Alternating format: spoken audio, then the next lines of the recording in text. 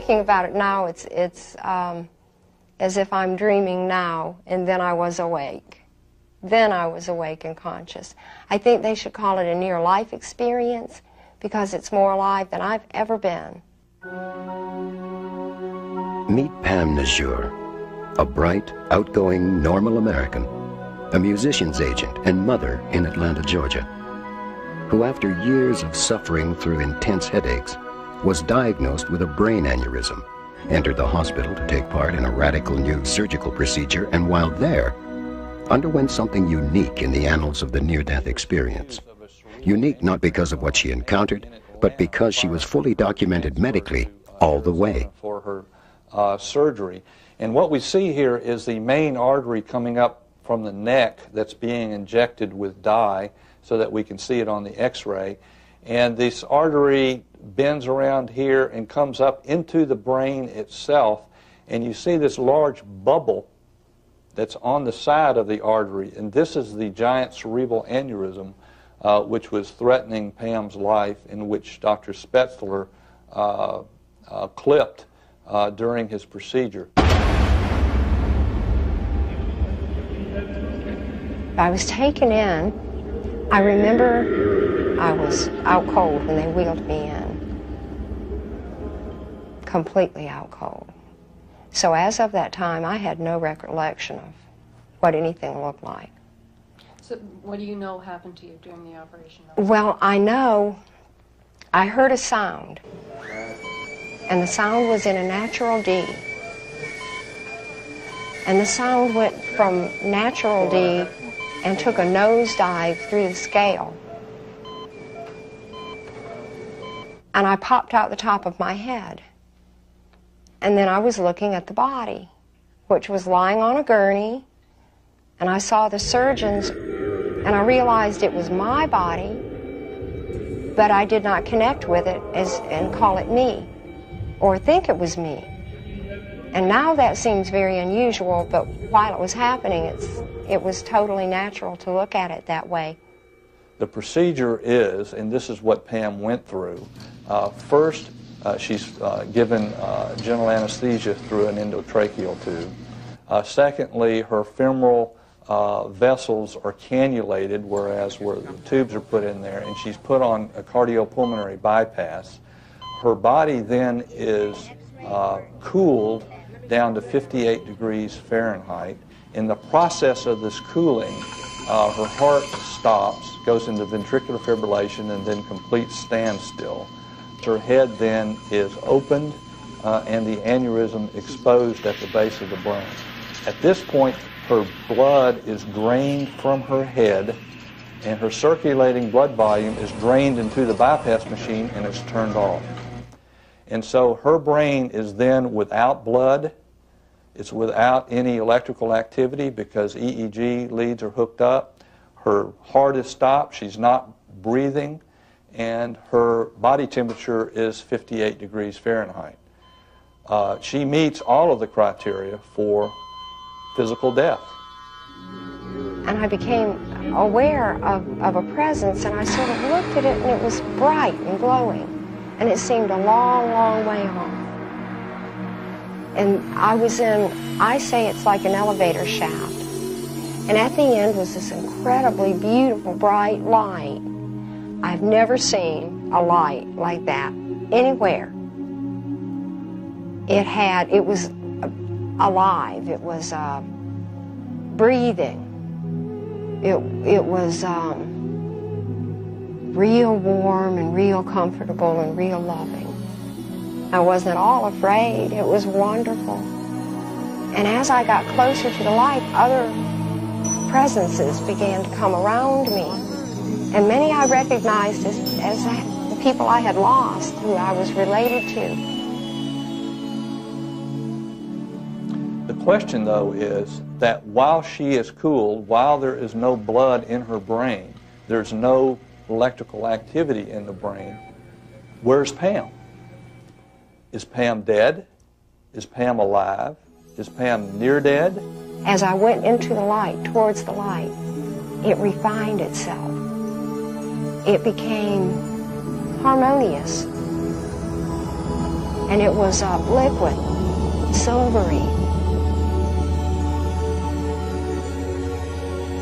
There came a time I knew that it was time to come back through the tunnel, and I was there with the body again. I remember hearing a phrase from an Eagles song, "You can check out any time you like, but you can never leave." I thought, that's terribly insensitive. That's awful. And then my next conscious memory was opening my eyes and seeing my family around me. Tom Harper, theologian, Rhodes Scholar, journalist, and author, encountered this story when he was researching his best-selling book, Life After Death. Pam Najur is a special case, the exception that both proves and questions the rule. She was measurably dead, clinically unplugged, as it were, and then she came back to tell us about it. So, is it our measuring devices that need adjustment, or our notions about the nature of death and what it means? Good question. When I began the 3 years that it took to research my book, I knew there was no proof either for or against the existence of life after death. It's just as it is in the case with God. I saw my task then to be the assembly of the evidence, all of it, pro and con, to weigh it, and then to come to a rational conclusion based on a careful analysis of it. If you like, a kind of every man and every woman's common sense approach to the question. The one thing I can safely say that we've learned, the foundation stone, the central phenomenon of life after death studies today, is certainly the near-death experience.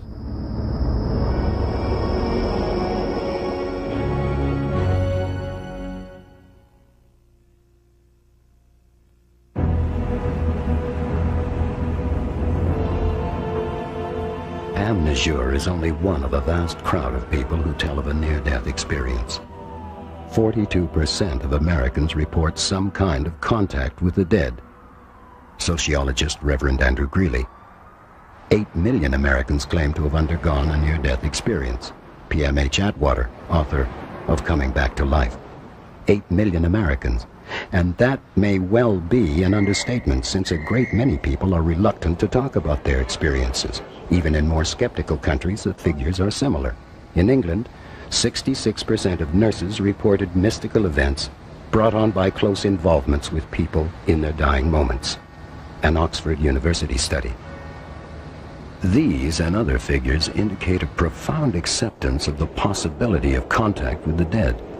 But what exactly are we talking about? Assuming near-death experiences really happen, can we then make the jump into treating them as genuine, revelatory encounters with the hereafter? Many people are profoundly transformed by this experience who survive it. Their attitude toward life changes drastically. They become much more appreciative of the privilege of living. They become much more compassionate and loving toward others. They become much more spiritually open, not necessarily more religious after their experience. And one thing that's almost universal among these people is they lose their fear of death and lose it forever as a result of knowing that, from their understanding, there is no death. The near-death experience. Cast out of yourself, leaving your physical body, passing through unimaginable sounds, light, waves of feeling, overpowering visions of things you never conceived of before, faces of the dead. Are you alive? And if you are, where are you going? How could anyone's life not be changed? How did I change as a result of my experience? Everything about me changed. Now I'm interested in people. I'm interested in what I can do to help their spirit. I changed as a human being. In many ways, I was very aggressive. I wanted to make money and I realized the need for the materialism isn't important. I am determined to seek all the knowledge I can find about anything, and to know God most of all. You do have a feeling of knowingness with the universe, oneness with the universe, and it's not because you're so special, it's because you wake up to who you truly are. I had to deal with, acknowledge, and accept that I am a spiritual being. My priority now are personal relations, people, and my personal life. I was in the nightclub business in New York and in Florida. I had very successful nightclubs, and I was in a very hedonistic and materialistic lifestyle. I was partying and drinking champagne and going out with different girls all the time. It was a perfect world that I lived in. Well, I got into an argument with a business associate in my nightclub. Listen, don't call me a cheat in front of my friends, okay? I think I can call And you we started Don't fighting. be calling me kid. bucket face.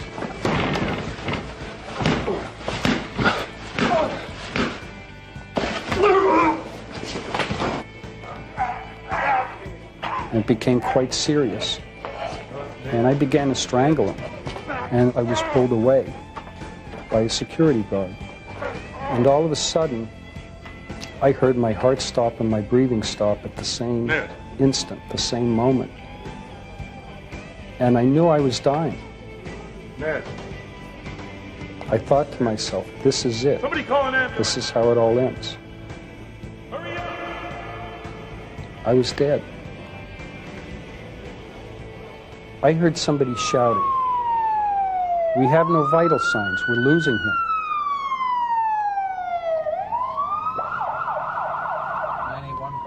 And at that point, I found myself in an ambulance. I could hear the driver on the two-way radio, and he was telling the hospital that they were on their way with a patient who just coded in the ambulance. I sensed that the ambulance was slowing down, and the driver turned at this fork in the road, and when he accelerated very rapidly, I felt myself being propelled out of the top of the ambulance. And I was hovering maybe 40 or 50 feet above the ground, watching the ambulance going down this dark road.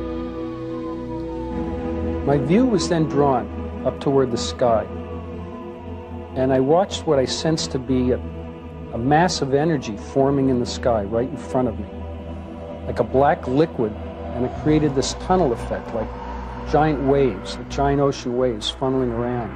I heard this loud whooshing sound, and then I went up into this tunnel of energy. And as I went up through it, all of a sudden I was enveloped with this bright light, bright golden light, just surrounded me. Then the light became brighter and brighter, and it turned to a pure white light, radiant, beautiful light. And I knew I was in the presence of God. Ned Doherty felt that presence so strongly that he reformed and turned his life around spiritually, on the spot. But here is what happened to a man, already a minister, who had always assumed he was in the presence of God, but found that it meant something different after his near-death experience. I was asleep, and I awoke about 3 in the morning with great pain.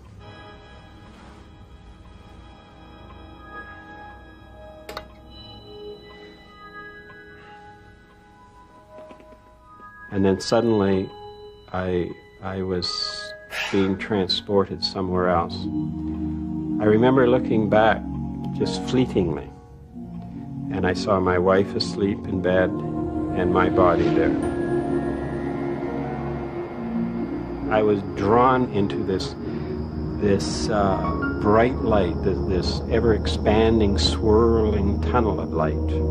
And it was very much a feeling of returning to somewhere where I had been before. It was like a coming home. I don't know. It was not frightening.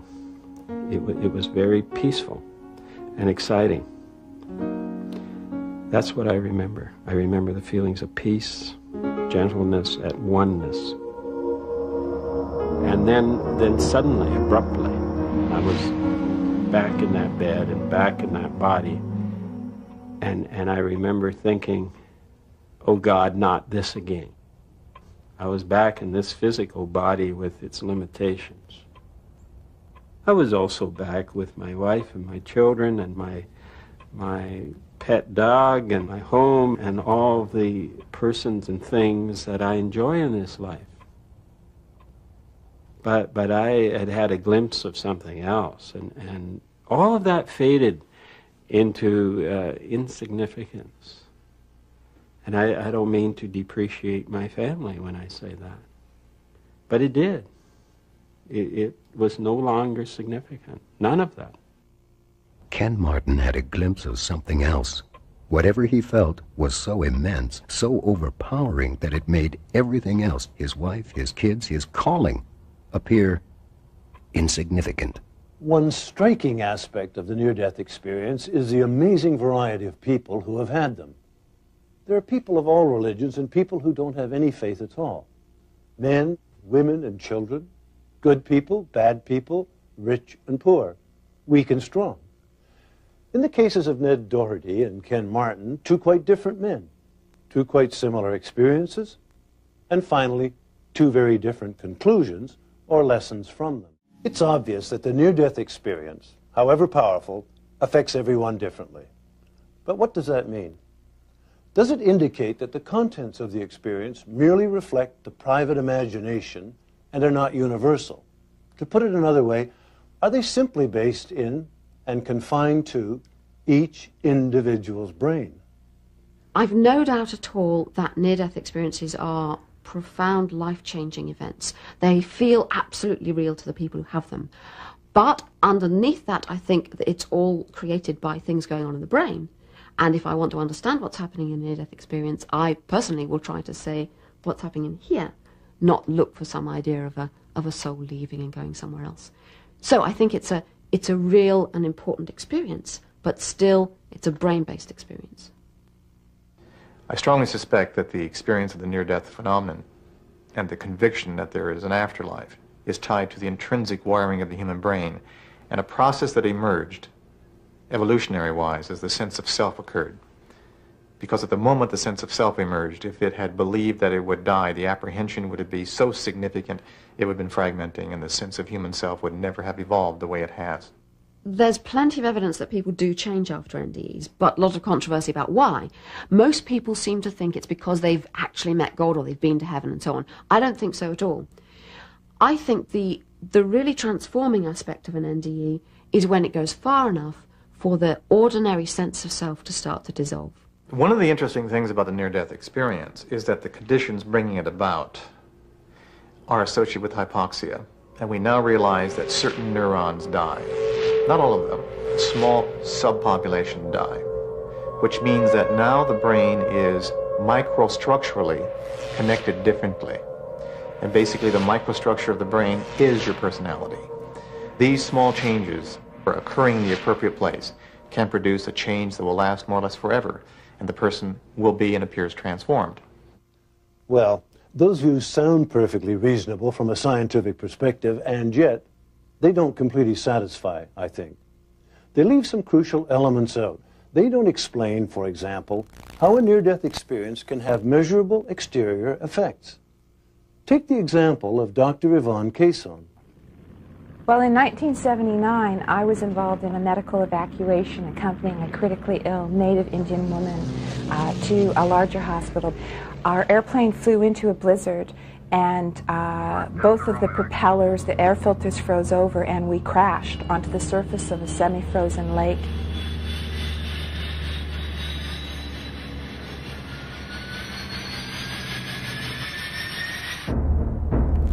The patient died, and so did Dr. Cason. But a bright, pure, blissful light enveloped her, took her out of her body, and soothed her. Her time had not come. She was returned to her body, and she survived. The experience changed her in a lot of ways, but one way in particular. She became clairvoyant. Well, about a month after I had my near-death experience, I was driving home from work to visit a friend. We were going to have supper together. And suddenly, I got a very clear visual image in my head of my friend's brain covered in pus. Now, this image, to me as a doctor, was a very clear visual image of meningitis. So when I got there, I asked my friend Susan, "How are you? How are you feeling?" And she said to me, "Gee, Yvonne, I've got a really, really bad headache. I've never had a headache like this. This is one of the worst migraines I ever had. as a doctor, I asked her all the other symptoms of meningitis, and she didn't have any of them. So I said to her, listen, if you develop any of the other symptoms of meningitis, I want you to promise me that you go to the emergency tonight at the hospital and insist on being tested for meningitis. So as it turns out, she did get worse that night. She did go to the emergency of a major hospital here in Toronto. And sure enough, she was confirmed at being at the very early stages of a very rare and often fatal type of meningitis. And because it was diagnosed so early, she survived it without any brain damage, which is very rare for an adult. So this was my first clairvoyant episode. Dr. Caisson's experience is not unusual in itself. Claims of increased physical sensitivity and mental powers are frequent and controversial after effects of the near-death experience. But remember this, the people we met are representative of literally hundreds of thousands who report similar experiences. They can't all be wrong. Something has happened to these people, and it has to do with the questions we asked earlier. Is the near-death experience indeed confined to the brain only? Or is it the result of non-physical phenomena of the spirit? I came down and said goodbye to him at 6:25. I remember it distinctly, and he was the happiest kid on earth because he was going to do what he loved to do. And, you know, it was the last moments I saw him alive. 19-year-old Stephen Savin was a bright, active, seemingly healthy kid, a kind of golden boy. And then one morning, in a phys ed class, his heart just quit.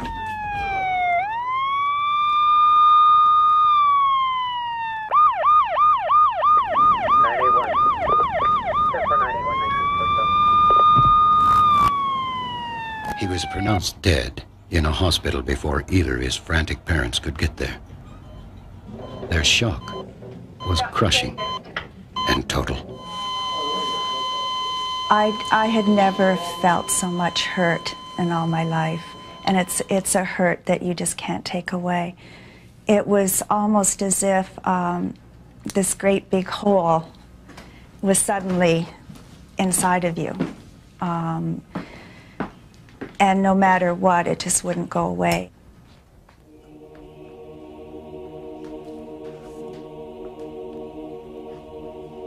Before I had gone to bed that night, I was the last one to sort of put all the lights out and go upstairs. And it was a time for me to be with my own feelings. We'd had a house full of people all day, and it was my time, and I just started to talk to Stephen. It was something that I felt that would help me. And I had asked him if there was any way in the world that he could come and say goodbye, because I had not been able to say goodbye to him. And I felt that his father really needed something at this time. With that note, I went to bed, and I went to sleep really quickly because I was exhausted. And then I woke up around 3 o'clock, found that Doug I got out of bed. It was around 2:30 in the morning. It was quite quiet out, and I remember coming downstairs and doing a lot of thinking and looking at pictures of Stephen and just generally trying to get a handle on what was going on. And then I came back upstairs, and Linda was in bed, and I got in bed with her, and she was awake. And we were lying there, and it was around 3:10 in the morning, and it was very quiet and peaceful. I miss him. Then all of a sudden, I felt something, and I put my hand over my eyes, and I had my eyes wide open. What? And I felt, and then I saw a light. And I said to Linda, there's something happening. What does it look like? And she said, what was it? And I said, I don't know, but there's something here. And I saw the light, and I knew it was Stephen. And I don't know how I knew, but Linda was saying, what's he look like? I said, he's a dove, and he's a star. and he's neither one at the same time. He's in and out, and he was pulsing with energy and bright light, and very distinct and real. And Linda said, "What's he saying?" And I said, "He's not saying anything. He's just there in front of me." And I was just transfixed looking at him, and it was beautiful, and I knew it was our son. And all of a sudden, I heard the words, "Thank you." It came through me. And I knew that Stephen had said goodbye to us. It was the most amazing experience I've ever had in my life. I felt a definite, sudden calm come all over me. This story was one that Tom Harper, theologian, Rhodes Scholar, journalist, and author, encountered when he had finished writing his bestseller, Life After Death. The experience of the Savins is both touching and extraordinarily vivid. But perhaps more importantly, I find it completely believable. Neither of them had had any contact with the paranormal before this occurrence. And while it would be wrong to say that they miss Stephen any less now, there's no question that this incident has allowed them to begin to come to terms with his death. An important point to remember when we listen to stories such as those of the Savins is the sheer number of people who report such experiences. The Savins, in fact, are two of literally millions. Bill Guggenheim is a former Wall Street securities analyst who has now become a noted researcher in after-death communications. While these are very common events, we estimate, as an example, that 20% of all Americans and Canadians have had an after-death communication experience, which translates into numbers such as 50 million Americans or 5 million Canadians. And those are very conservative estimates, yet numbers are probably closer to double those figures. And yet people don't talk about these because when they have them, they often think they're going crazy or losing their mind, especially if they're bereaved at that time. So if they go to share them with somebody else, there's a great deal of skepticism in our Western culture about after-death communications. And yet the irony is that these are very, very common in other parts of the world, such as the Catholic countries of Central America, South America, parts of Europe, in the Middle East, and even the Far East. There would be no reason to do the research or to write a book about this subject because they're just part of the process of living and of grieving and of dying and communicating after death back to the living person. Marilyn Johnson comes from a long line of native North American shaman and has inherited the gift of soul travel from her late grandfather. The story she is about to tell may give you pause, but the tradition of soul traveling she refers to is practiced by native people and is a process by which she leaves her body in spirit form. My primary purpose in life is to soul travel, gather information in the physical world, and travel to the land of the dead and obtain information from people's ancestors, and then bring the information back and then help people here. So it's sort of compiling information from two different places and then presenting it as a package of information to those who are still living here. Marilyn Johnson helps those in the land of the living gain information about themselves through contact with those in the land of the dead. But she can also use this gift to heal those in the land of the dead. It's about in 1981, there was myself and a few other medicine people here in Toronto received a phone call from a woman in New Mexico. And her partner at that time told us that their house was haunted and described a lot of noises, and they could hear like a little girl crying late at night sometimes, and they checked around the house and there was nobody there.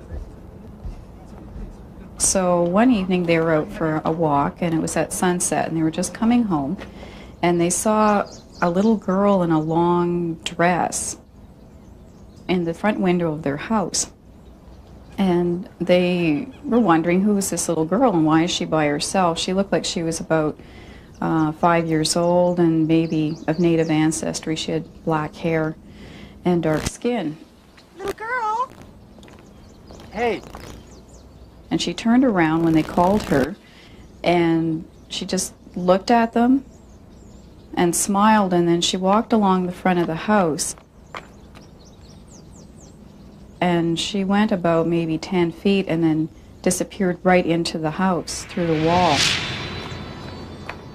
So at that point they knew that she wasn't living in this existence, that she was a spirit of some sort. So they were really excited by this and also very afraid because they just didn't know what to do about it. And they walked closer to the house and looked at the window, and they could see the handprints, a child's handprints on the window. So I went soul traveling over 4 nights, like I usually do, and spoke to the spirit of this little girl.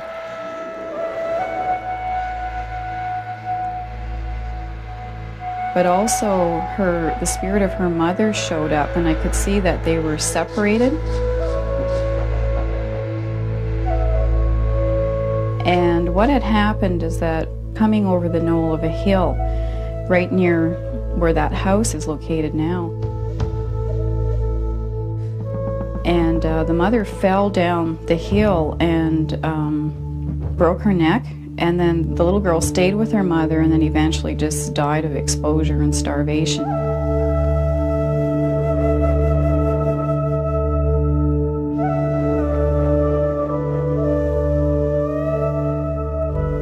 And because they had died at separate times, it's like they were spiritually separated. Coming back to the house, looking for her mother, because it had all occurred in that location. So I relayed this message back to them. And in the meantime, they'd also sent me a photograph of these handprints. So what we advised them to do, and we did as well here, is we had a feast for the two of them so that their spirits could be joined together in the same location in the spirit world, and we wanted them to be together. And once this was done, then the house wasn't haunted anymore.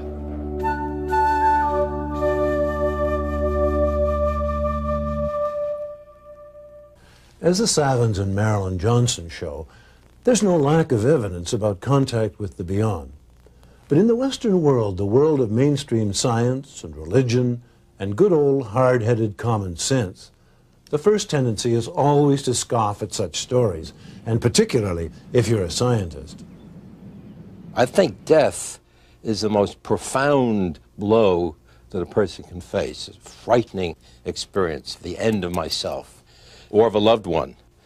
And people want to deny it, so there's a tremendous denial of death. And so there is what I call the transcendental temptation, the yearning of the soul to leap beyond and to communicate with the dead. But again, these are anecdotal reports. They're psychological or subjective accounts. And the question is, people may have thought they saw this, but were they really, are these experiences veridical? Are they true? Or are they merely describing their own internal psychological needs? I think the latter is probably the better explanation. Not all scientists take as hard a line. Dr. Richard Olson at the University of North Carolina led a team of researchers who conducted a study with widows and widowers after the death of their spouses.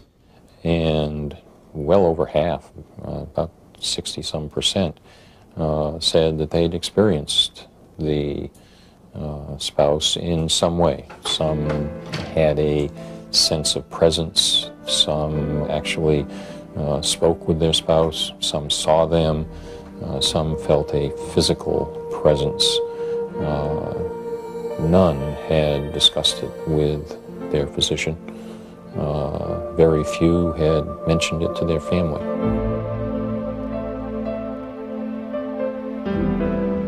I think one of the interesting features we've found is that during conditions of death, specifically to significant others, such as husbands and wives and children, effectively anyone with whom there is bonding, emotional bonding, interior cingulate type bonding, during these conditions, individuals can often, particularly during dream states, particularly during altered states, can experience information at a distance. And we now realize it has something to do with the right hemisphere and the way the right hemisphere can detect information spatially and how it can respond to emotions.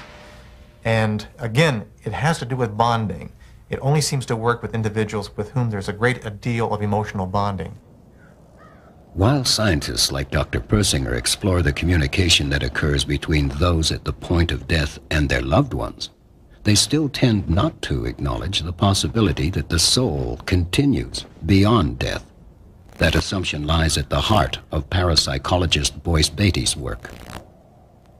I live in Connecticut, and when persons call Yale University or the University of Connecticut and say they have a ghost in their house, they're frightened, they don't know with whom to speak, they're put in contact with me, and then I work with others, usually a deep trance medium or a clairvoyant, and sometimes a clinical psychologist and maybe another parapsychologist. We investigate and we eliminate viable alternative explanations. Are the persons somehow disturbed psychologically? Is it squirrels in the attic? And if we cannot find a normal explanation for it, and do find, in fact, that it is a spirit of a deceased human being, then we conduct what is called rescue mediumship, counseling the dead, or soul rescue work, speaking to them, communicating with them, helping them understand they're not in a physical body any longer, and then helping them pass on into the afterlife. For most people, even those who accept some form of life after death, these assertions can be a little hard to swallow. But Boyce Beatty asks us to approach what he calls rescue mediumship from the other direction, from the results it gets, the many people from whose lives he claims to have removed inexplicable disruptions. People such as Bill and Laurie McCauley. I said to Laurie, it's coming back after me. Whatever this is, it's coming back after me again. And I was petrified. Just sweat was just pouring off of me. And all of a sudden I felt something on my back. Not physically on my back, but I knew something was on me. We moved in the house in 1985. And shortly after that, things would happen sporadically in the house. Lights would come on and off with an unexplained nature. We'd hear voices in our house other than our own, children laughing and crying other than our own. Objects would move before our eyes. And this was very sporadic. Nothing that really pointed out to us that definitely our house was haunted. I kept pushing these things to the back of my mind. No, this couldn't be happening. This couldn't be happening. It's got to be of a human nature. It's got to be a neighborhood child or a neighborhood teenager, or somebody was harassing my wife. Until one evening I was working second shift and I had come home from work and everybody was asleep. And I took the dog out in the backyard, and all of a sudden this light came out of the ground. It was about 6 feet long by about 3 feet wide. It just came right out of the grass. And my dog walked over to the edge of it and showed his teeth and started growling ferociously at it.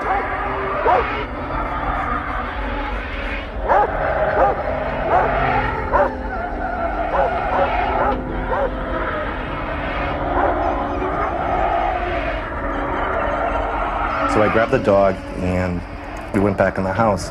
And as I locked up the house, my son started having a nightmare, one of many nightmares, upstairs in his bedroom. So I woke him up and brought him downstairs and put him into my wife's, into our bed. So I went upstairs, undressed, and I got into Jeffrey's bed.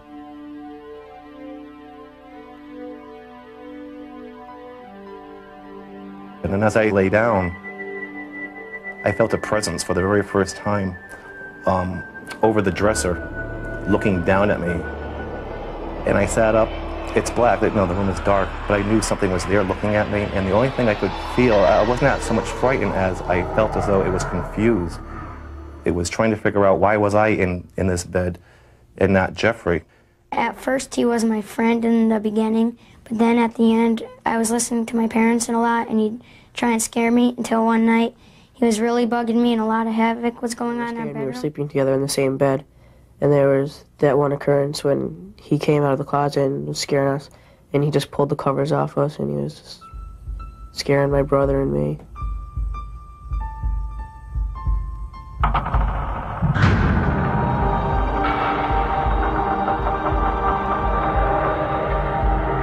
And that's when I concluded for the very first time that there was a haunting or a ghost or some type of entity in our home affecting my family.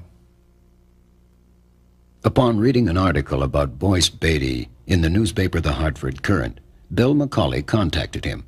Boyce determined that the family was indeed troubled by a legitimate haunting before prescribing a remedy. What finally worked in our case was the mild exorcism in the home, and Boyce Beatty did a prayer for the dead, which helped pass over the earthbound spirits that were left in our home. Recognizing that in many of these cases it's a matter of helping people go into the light, recognizing that in many of these kind of cases what is happening is that it is the spirit of a deceased human being who is earthbound, who is quite confused, not realizing they are no longer functioning in a physical human body, and have not passed into the afterlife, into the light. So that night I did a prayer that was oriented toward communicating with the spirits of any deceased human beings who had not gone into the light, who were earthbound. As a result of their experience, the Macaulays have pioneered a self-help group, Victims of Paranormal Phenomena. Some Buddhists believe that if we don't get to the light after we die, we will remain sorrowfully earthbound, unable to find our ways through the bardo and into our next reincarnation. Other cultures maintain similar concepts expressed in their own terms. The testimony of the Savins, Marilyn Johnson, and the Macaulays points to the possibility that consciousness can have existence beyond physical death. They thought Jessie Lott had a bad cold until her liver began to fail. She went into a coma, her brain pressure reached 100, and her heart stopped. For 20 minutes, she was gone. And then, she came back. An ordinary emergency, really. Except for one thing. When my heart stopped, I just suddenly saw my grandma, and she passed away like a year ago. What did she look like? Well, she had like a white robe on, and she looked exactly how she did before she died. I've interviewed dozens and dozens and dozens of children who have had these experiences. Pediatrician Dr. Melvin Morse of the Seattle Children's Hospital has conducted by far the most in-depth research into children's near-death experiences. His documentation includes extensive on-camera interviews with children, such as Jessie Lott. And what did you think about that, your grandma being there? I was just so shocked. I didn't, I don't know. Just like she was right there, and I was right here, and I couldn't move. She was just sitting there. It's like she was frozen. I don't know. I was sort of scared, but sort of happy to see her. That's all I remember. That she was sitting in a chair. She was sitting frozen, and she was fine. I don't know where I went, but I went somewhere. She's just a kid with no axe to grind, no knowledge of the concept of the near-death experience. In her case, hardly any religion in her upbringing at all. Just a kid who remembers what she experienced. Hers is just one of the stories Tom Harper, Rhodes Scholar, theologian, and journalist, encountered when he was researching his bestseller, Life After Death. Just a kid. But to children, and particularly those who have had no special indoctrination in religious ideas, have something unique to tell us about what happens after death. Are their experiences different? Or do they have the same experiences as adults, but see them differently? Are they better reporters because of their lack of sophistication? In this program, we will look at many examples of children's testimony. Children have simple and pure experiences. They use words like neat or weird, which, are very, very real feelings that, the typical child's near-death experience, they go, wow, I thought I was floating out of my body. And I knew I was dead, but I was still alive. And there's a genuine quality of mystery about it. How could such a thing be really happening to them? They're often frightened by the experience. Many of them wonder how they're going to get back in their body. Since it's so far out of the realm of anything they expected, they frequently say, it was scary. That's not an unusual experience at all. And mostly I'm impressed by how fragmentary the experiences are. They usually just tell a teeny little fragment of something that has clearly struck them. Because the huge noodle was just like a tunnel. It went straight, and it didn't have anything in your way. It wasn't like a spiral noodle, so it's either a tunnel or a noodle, and it was the rainbow.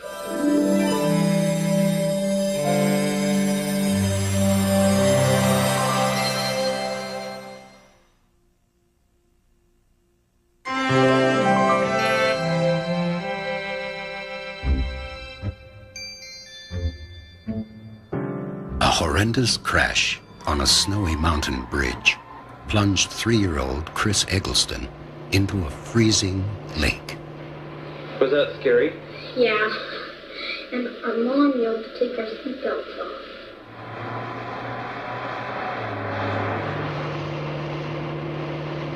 But when we crashed, behind us was a car with 6 children in it.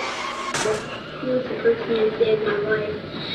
He saw us go around the curve, but when he came around the curve, he didn't see us anymore.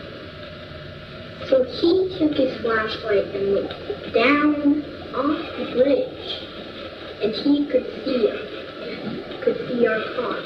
So he had to dive like 5 or 6 times to get down far enough to get to me. And during all that time, I was having a near-death experience. Chris Eggleston had, again, a typical child's near-death experience, in the sense that it's brief, fragmentary, difficult to comprehend, both for us and for him. I started falling through this noodle. It was coming closer and closer. And I went inside it, and it was all like a rainbow. And then at the end there was a wall with smaller, just 2 smaller tunnels that would lead to like an animal heaven or him. And he was in a car which filled up with water, and he nearly drowned. He said suddenly everything went blank. He was then out of his body, surprised to be there, felt that eventually he could learn to swim or somehow move himself in the air. Said that he went to a place that he called the human heaven and made some sort of choice to return to his body. But interestingly enough, he says that he was in a huge noodle until he realized that noodles don't have rainbows in them, so it must have been some sort of tunnel. Children's experiences have the common features of tunnels, lights, out-of-body experiences, all of which I think we can understand in brain terms. What they don't have is elaborated visions of the kind that adults have. They do not have long life reviews, that they haven't had a long life. Quite often they see living people as well as dead ones. They see their pets. They see the people who matter to them in a different way from adults. We also mustn't forget that many children, particularly in America where most of these stories come from, are exposed to a lot of religious propaganda early in their life. They hear about heaven and hell and pearly gates and angels and so on. And in fact, some of the angels children report are classic sort of painted angels that you might get in a religious shop, wings and halos and the whole works. So I think a lot of the details come from children's expectations, just as they do with adults. And then I didn't know which was which, so I started floating down one of the animal lines. Then I ran into this humongous flower. And then inside I found a honeybee that was like as big as I was now. Like, I knew he liked me because he gave me some bread. His parents had no religious beliefs whatsoever. He doesn't encounter something that he thought was God. His heaven is a very commonplace description of heaven in that it was a golden castle with pearly gates, the kind of thing that I think virtually every child is exposed to. He says he had a bumblebee as a helper that assisted him with the experience. In other words, I think a more religious child typically describes guardian angels as assisting them with the experience. In his case, it was a bumblebee, a very non-religious image in keeping with his very non-religious background. The one message I've learned from children's near-death experiences is that we die the life we live. So, it seems we die the life we live. The same images that are comforting to you in life are comforting in death. How did that make you feel? I was sort of scared, but sort of happy to see her. You were happy to see her. And then what happened? One of the most interesting things about watching the interview with Jessie Lott is the fragmentary nature of her experience.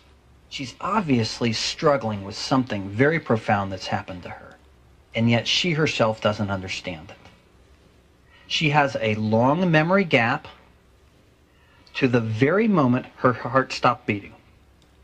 And that's when she had the image that her grandmother was sitting there at the bedside. I was just so shocked to see her. She has the sensation she went somewhere else, and then she was back. And then following this tiny little memory, which is localized to the point of her near death, she then has another long memory gap. She doesn't tell us a coherent story. She doesn't fill in every memory gap. She doesn't have a logical or rational explanation for the puzzling things that happened to her. Instead, she simply tells us what she saw and how profoundly affected she was by it.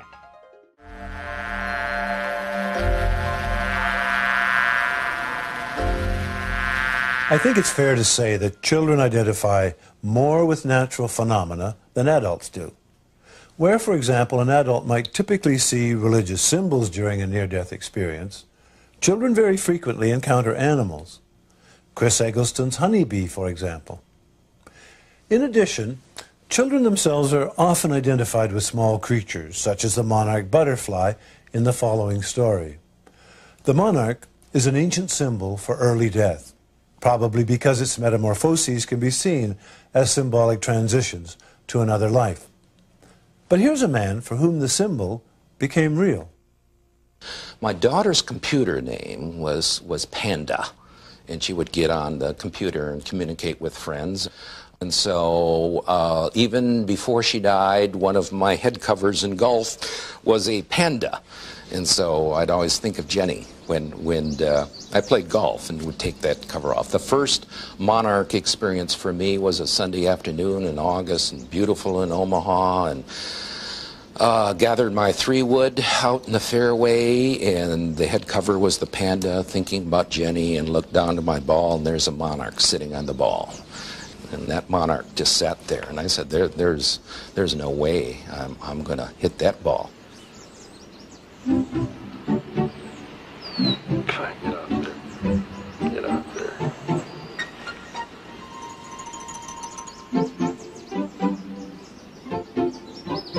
So after several minutes, finally the monarch very gently and kind of spiraled up and went away, and I felt very warm about it, told my wife, and within a couple of weeks some more began to happen. I was talking to a new next-door neighbor, and he asked me, how many children do you have? And I'm always reluctant, do I say 3, including Jenny, or 2, just the living? And I said 3. And so he asked me questions. He says, I know a little bit about that and what happened. So I told him, and then I began to relate the butterfly stories, 3 of which had already happened at that point. Take my hat off, and I'm shushing it away. Thing just doesn't want to go away. And as I'm talking about Jenny, as I'm talking about deathbed visions, and so on, a monarch comes, and there's a twig there, and sits there. And he's doing this double take, looking at me and looking at the monarch, and it sits there what seems like 6 to 7 minutes.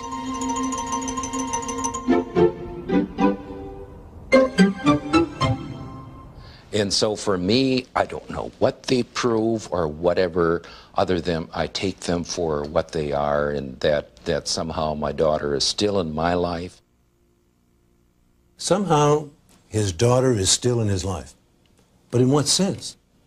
Is she in some way present in the butterfly? Or do we really mean in his memory? Does this have something to teach us about what happens after death? Certainly many parents think so, and then there are the students and the researchers in the field of children and dying who frequently encounter stories of deceased children who come back to help their loved ones. I interviewed a man who had a little girl who had spent 18 months dying of neuroblastoma, and she'd gone through multiple remissions. How was your day? Okay. Did anybody come to visit? No. No? Can I get you anything? No. Dad? Yeah? No, I've saved One day, 3 times. she and her father were talking, and she was very concerned about what was going to happen. And she said, "Daddy, do you know why I've got better 3 times?" He said, "No, honey, why?" She said, "Because I have to prepare you for my death. And when I feel you're ready, then I'll die." And the day she died, she put her arms around her daddy's neck and said, "Daddy, you got to promise you won't do anything to hurt yourself." And he promised. But yet the pain and the anguish so great. 3 days later, he was seriously thinking of killing himself. But he heard her distinctly say, Daddy, remember, you promised. and he said, even though the pain was bad after that, I never seriously contemplated committing suicide again. A hallucination? Maybe. But when people die, there's always an inexplicable aura around them, and never is that phenomenon more deeply felt than when a child dies. The feeling may come from the child, but it encompasses all the people close at hand. There's no end of credible anecdotal evidence to this effect. But Emily Dickinson puts it as clearly as anyone ever has.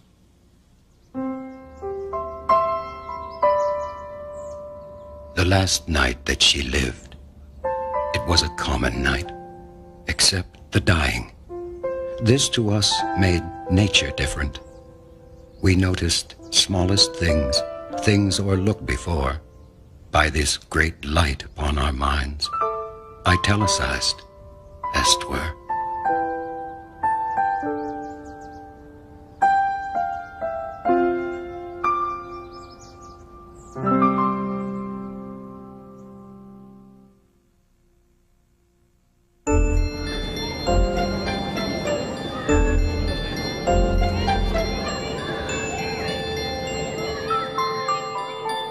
You know, something that Dr. Morse has learned from his research is that children don't see death as something to be feared. I'm curious, one child said to me, I'm not afraid to die anymore. What's the message that people who've had these experiences, that they tell us again and again? I'm no longer afraid to die. Sometimes children carry their indifference to death to extremes, appearing notoriously casual, not to say callous about the whole idea. After all, they can't really conceive of its meaning, and certainly not to its happening to them. Miss Lucy had a baby, she named it Tiny Tim. She put it in the bathtub to see if it could swim. It drank up all the water, it ate up all the soap. It died the very next morning with bubbles in its throat. Miss Lucy had a baby, she named it Tiny Tim. She put it in the bathtub to see if it could swim. It drank up all the water, it ate up all the soap. Tried to use the bathtub, but it wouldn't go down, so Lucy had a baby. But children not only have near-death experiences, they die too. And there's plenty of evidence that they tend to approach their deaths differently than adults. They are often less frightened and more concerned with the effects on their loved ones. Tanya Caruana had been battling leukemia for close to 3 years when her parents had to break the news to her that she wasn't going to get any better. When her cancer did come back, it was devastating. And that to think that your child is going to die and you're never going to see that child again. Tanya became very quiet, very withdrawn at that point. I knew that I couldn't wait any longer, that I had to confirm to her that yes, there's nothing more that could be done. And that was a very difficult thing as a mother to do, to look your 13-year-old child in the face and tell them there's nothing more that can be done for them. Shortly afterwards, I went down to take a break and have a really good cry for myself. And when I came back up, she wasn't in her room. And I found her in a little 5-year-old boy's room, telling him how important it is that he takes his medication because he was having a lot of problems taking his medication. And I thought, here's this child that just found out that she's dying, and here she is trying to help somebody else. When children are dying of an illness, it's a devastating event for parents, obviously, and siblings. But if the parent can make themselves receptive to the child really truly sharing their experience, rather than continue to be rooted in the physical losses and changes, and that's a very hard thing to do. Anticipating the loss of a child it's one of life's most devastating things. But you have this little child, this little spirit that is having some very wonderful experiences. She was very weak, and you could see her just trying to lift her arms. And at first, we couldn't figure out what she was trying to do. And then we realized through her whispers that she was trying to hug us. So we both took an arm. My husband took an arm, and I took on an arm, and I was laying on the bed beside her. And I put my other arm around her, and I was just holding her. And she kept saying over and over again, "I love you, I love you." She knew that her time had come. If the parents can be more receptive to where the child truly is, not so much where the child's body is, it's a big distinction, they will get some very comforting messages that this child is not alone, this child is going on a wonderful adventure, this child is not afraid, this child is not suffering. These are all things that will give them tremendous grief assistance in the journey that they have up ahead. A tremendous amount of peace. Actually, the 10 minutes before she was dying, at the very end, her breaths got quieter and quieter, and she stopped breathing. And at that point, I started crying, and she started breathing again. It was like she was trying to make herself go on for my sake. And I told her, I said, "No, Tanya, no, it's okay, it's okay." And at that point, she stopped breathing, and then that was it for her.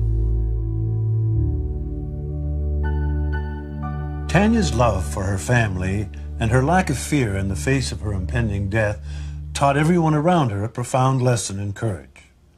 The stories of children who have had near-death experiences and what those who were close to children who have died tell us confirms to me my sense that they're nearer to the womb of creation. And perhaps, in some sense, they're privy to a clearer and purer perception of what's happening to them.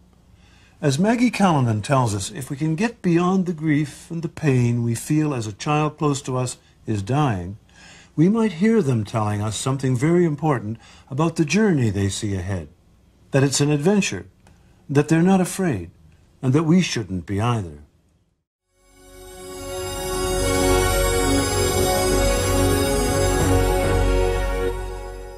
This was dreamt by a dying woman in her hospital room. A lit candle suddenly appears on her windowsill.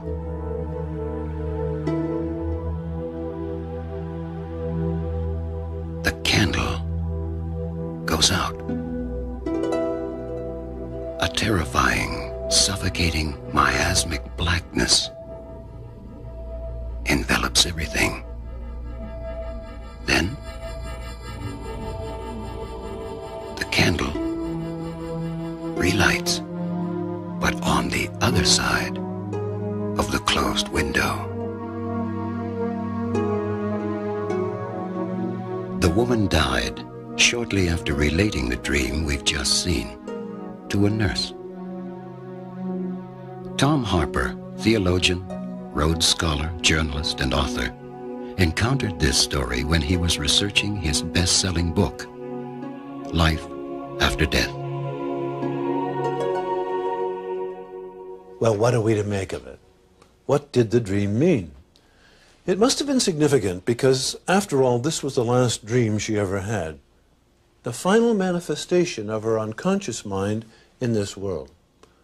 According to the celebrated psychiatrist and dream analyst Dr. Marie-Louise von Franz, and based upon her analysis of over 10,000 dreams of the dying, the meaning being communicated is that the light of the individual, one of those common metaphors for life that we've seen so often, goes out at death but is miraculously renewed on the other side. In other words, the spirit seems to live on. This dream, then, illustrates perfectly a profound insight of the great psychoanalyst and the mentor of Dr. von Franz, Carl Jung. The unconscious psyche believes in a life after death. According to Jung, dream symbols which exist in the very depths of the soul behave as if the psychic life of the individual will continue. In Dr. von Franz's words, these symbols depict the end of bodily life and the explicit continuation of psychic life after death. In other words, our last dreams prepare us for death, and possibly a life beyond death. You know, it's not only adults who have experienced preparation dreams. Children have reported them too. Here's a particularly telling example. And what's especially interesting and moving is the clarity with which a little boy sees an impending life on the other side. Corey Beller had cancer. Kimberly Clark Sharp spoke to him and to his mother Shirley about his dreams, in which he traveled to a heavenly place called Summerland. Corey even painted a picture of Summerland. He would cross a rainbow bridge in each dream and go to a place that was so pleasant and wonderful that he called it Summerland. And there was a crystal castle there, and increasingly there were other children there that he knew from his cancer treatment. He loved Summerland, and he spent more and more time in these dreams going there until he felt like his family was in an emotional position to accept his decision to go to Summerland permanently. And with a great deal of matter-of-factness, he announced this to his physicians, and this was at Children's Hospital here in Seattle. His physicians supported his no-treatment decision. He had already had 7 rounds of chemotherapy of like months-long chemotherapy. This little kid had suffered beyond endurance. And he didn't want any more. He wanted to go to Summerland. So he said, hey, docs, I'm ready to die. I'm not going to have any more treatment. They said, okay. Sent him home, and he died in his mother's arms on Mother's Day. Because he had central nervous system disease in his brain and in the lining and the fluid around his brain, he had a lot of sort of flailing and kind of spastic movements. But he did this Lamaze-type breathing all the way through, and he was coherent the entire time and kept trying to have conversations with my friend Shirley, who was with us, and I. And she was as fascinated, I think, as I was, and neither one of us had ever been with anybody who was dying, you know, going through that whole dying process. And he had no fear, absolutely none. He saw Summerland as a real place, not as a dream or a vision. To him, it was a real destination, and one where he knew that everybody who dies would go there at some point, and that that's where he would be reunited with us someday when we die. Corey Beller showed us that dying children dream in a pure and often unexamined context. But dying adults often look for meaning in the dreams of their final days. Do these dreams provide an insight into what awaits them after death? This is Casey House, a hospice for terminally ill AIDS patients in Toronto, Canada. It is probable that every patient here will have died long before this program is seen. That is no secret, least of all from their own unconscious minds. Yves Benoit, a 37-year-old playwright and artist, talked to us about his dreams and how he interpreted them.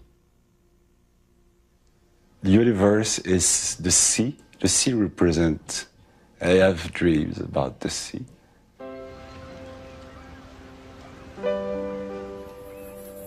Or in Manitoba with the endless fields, or those mountains that are so huge, you know, and so beautiful, or the Cape Breton with the waves of water coming, and crashing against.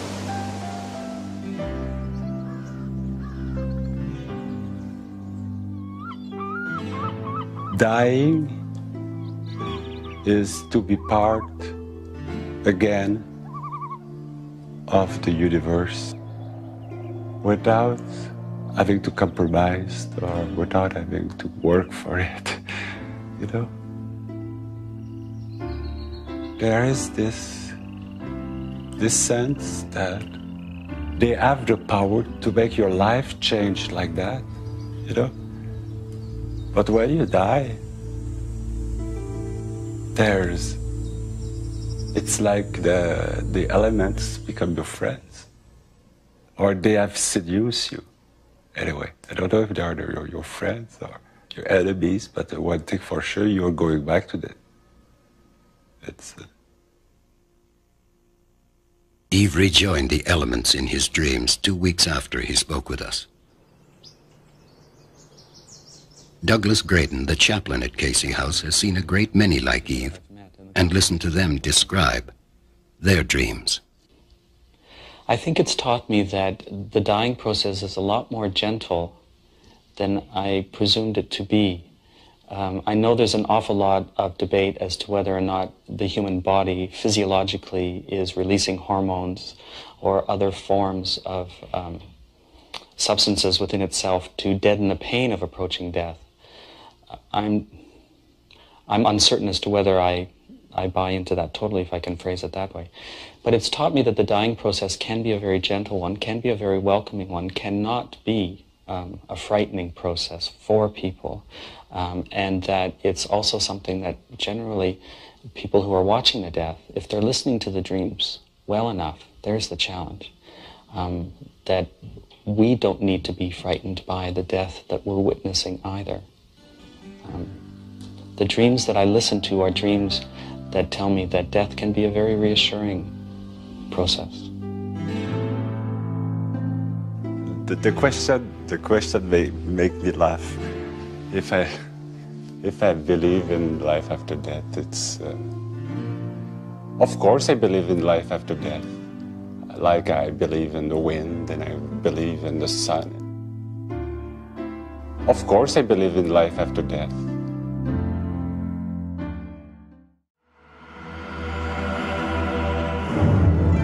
Bruce Bynum, an American researcher, has spent much of his professional life studying the many aspects of dream life, including what happens as death approaches. Most cultures have a very rich and diverse way of indicating that death is on its way. Death is inescapable. Nothing can live that will not eventually turn to death. So one's religion, one's culture, one's personal experience profoundly influences the exact content of the symbolism. The symbolization process is a universal process, but the contents of the symbols are different. If you are a Roman Catholic, you may have a certain series of symbols or images come to you. If you are a Buddhist, you may have a different set of images come to you. If you are Hindu, if you are Islamic or whatever. But the symbolization process and the psyche's attempt to come to terms with it, that's a pretty universal phenomenon. And again, the body and the mind begin to not go their separate ways, but the psyche begins to separate somewhat from the physical body and turn its attention toward the deeper regions of its own soul, its own psyche, if you will. There are definite common symbols, particularly in the West, about one's own death. Common ones are one about to take a long trip, a long journey. Another common one is one's final curtain call, if you will. Another one is images of burial grounds. So there are many, many, many very common ones, and you could call them archetypal if you want, but they're very common. You would find a different set of ones if you were in India and a different set of ones if you were in Japan. So culture influences profoundly the content of symbols, but the symbolization process is universal. Sometimes the symbol of impending death can be entirely personal, perhaps only a sound. I heard a fly buzz when I died. The stillness in the room was like the stillness in the air between the heaves of storm. With blue, uncertain, stumbling buzz between the light and me. And then the windows failed, and then I could not see to see. But whether the symbols are traditional or personal, the basic question arises, is this real information in symbolic form? Are we truly being informed about what to expect? Maggie Callanan is a palliative care nurse and co-founder of Shades of the Rainbow, a workshop whose aim it is to reframe our approach to dying. We really use dreams in two pretty distinct ways in hospice. First of all, I think it's an important type of communication if our patients are dreaming, to ask them to talk about the dream. If dreams recur, if there's a pattern to their recurrence, the same dream over and over again.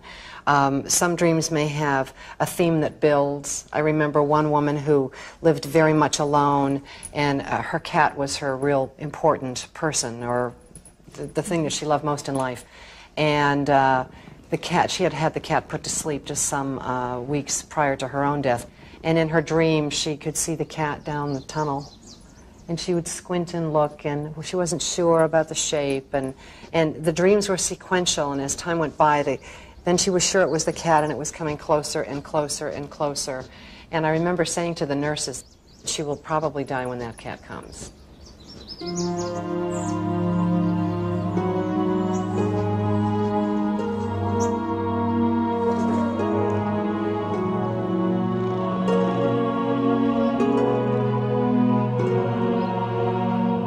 We had a volunteer sitting with her so that she wouldn't be alone, and the volunteer came out and said, look, she's waving, but she was going like this, and she was stroking the cat. So that was a good tip-off to us that there was this process going on with her.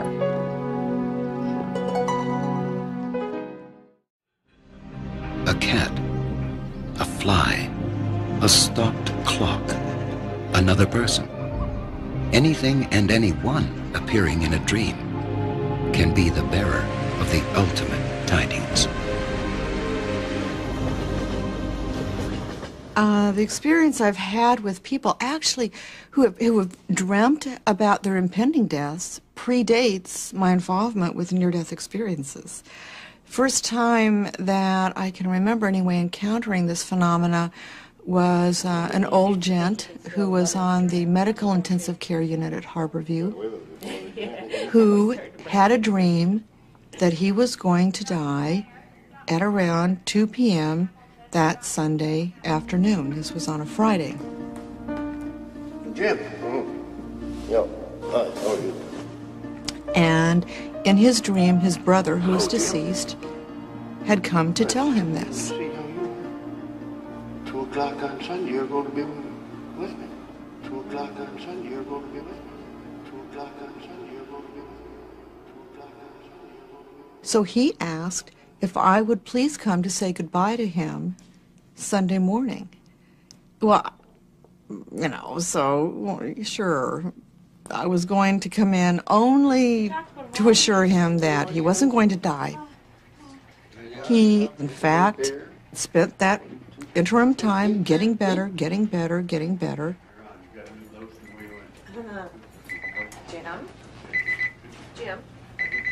Jim. Code Blue 104. And that Sunday, around 2 o'clock, he went into cardiac arrest, and nobody could get him out. Nobody. And he died. And I was comforted by the fact that I knew his brother had come for him again. 2 o'clock on Sunday, you're going to be with me. Over the years, Maggie Callanan has come as close to understanding the process of dying as anyone could. Some of her conclusions may surprise you, especially her sense of how dying people organize their deaths, for want of a better word. The way I describe it to my families is it's almost like your dying father has a foot in two worlds, and he has the ability to shift back and forth between the two worlds. When I worked in the hospitals, I was never surprised to hear somebody seriously ill say, "I want to go home, I want to go home." That made sense to me. But wasn't I surprised when I started working in patients' homes that patients were saying, "I want to go home"? Then you have to say, wait a minute, what are we talking about here? And patients saying very clearly to my families, "I have to go home now. It's time for me to go." A lot of this kind of symbolic language about taking a trip, seeing a place that no one else can see, being aware of people that no one else can see, oftentimes dead relatives, people who have predeceased the person, or sometimes a spiritual being. Dying patients frequently know exactly when they're going to die, even if no one has told them that they're dying. Now, they cannot stop the process, but they can delay or speed the process up when all around them is in the right place. Most people are aware that a grandmother can wait until her favorite grandson travels across the country to say goodbye. But what people overlook is the dying person who sends the family away, perhaps in a hospital, "Go home and rest, you're tired, I'm doing better." And the family gets home and a half an hour later the nurse calls and says he's gone. That family is left with a legacy of guilt that is destructive and wounding, when in fact it was the last loving act that he actually chose to spare the people he cared the most about. Dying children very prevalently send their parents away. It's almost as though the pain of having them present when they die is too much, that they can't be freed to go on to this journey that they really want to go on to when they see the pain of loss in their parents' faces. This is very important for people to know ahead of time, because otherwise they carry a legacy of guilt with them for years. How could I have gone to sleep? How could I have left? How could I have had dinner in the cafeteria? And they feel terrible anguish over that. The really important point about dreams that struck me as I was researching this particular aspect of evidence for life after death was that the unconscious, using archetypal images, encounters very squarely the fact that the body is facing its own dissolution, that death is real.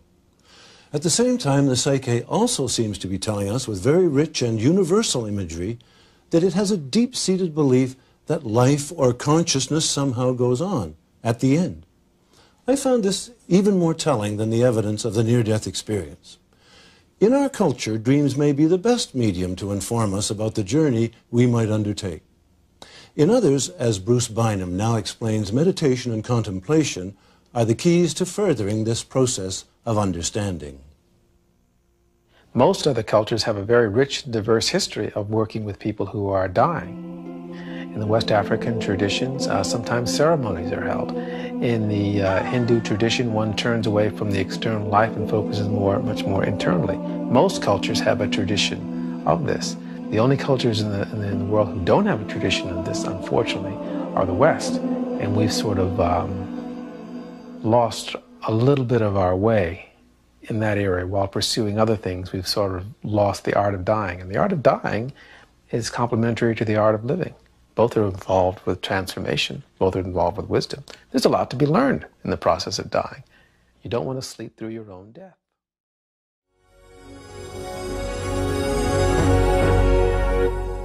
It's hard to get people to believe that it wasn't a suicide attempt. Pat Young was in despair that she would ever be able to resolve the difficulties in her marriage.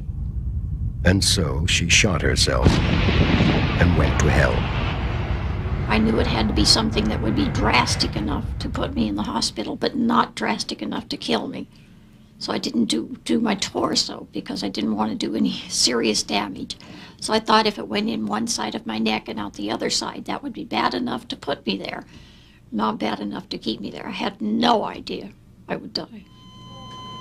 I was in a coma for 3 days on life support. They were positive I wasn't going to live. They had informed the family that they had lost too much blood. It started out with these little beings, child-sized creatures, grotesque, absolutely grotesque little creatures.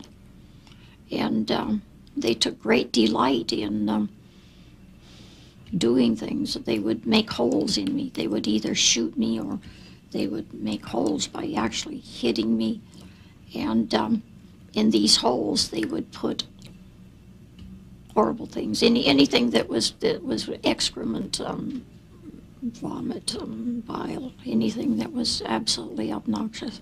And these holes were everywhere. They would put them in my body, in my arm, in my cheek, in my eye socket. And you can't do anything. And you're extremely ill from it, but you can't get sick. I wasn't able to even gag. And you can't feel the pain, but you can feel and you can smell. And just beyond my right shoulder, I could hear this very heavy, raspy breathing, and it was getting closer. And I couldn't turn to see, and I didn't want to see. But I knew that as soon as it got within my range of view, that what I had gone through up till then was absolutely nothing. It was absolute pure evil of some sort that was coming. And at the very last second, when I knew the very next instant it would be within my range of view, I opened my eyes and I was alive.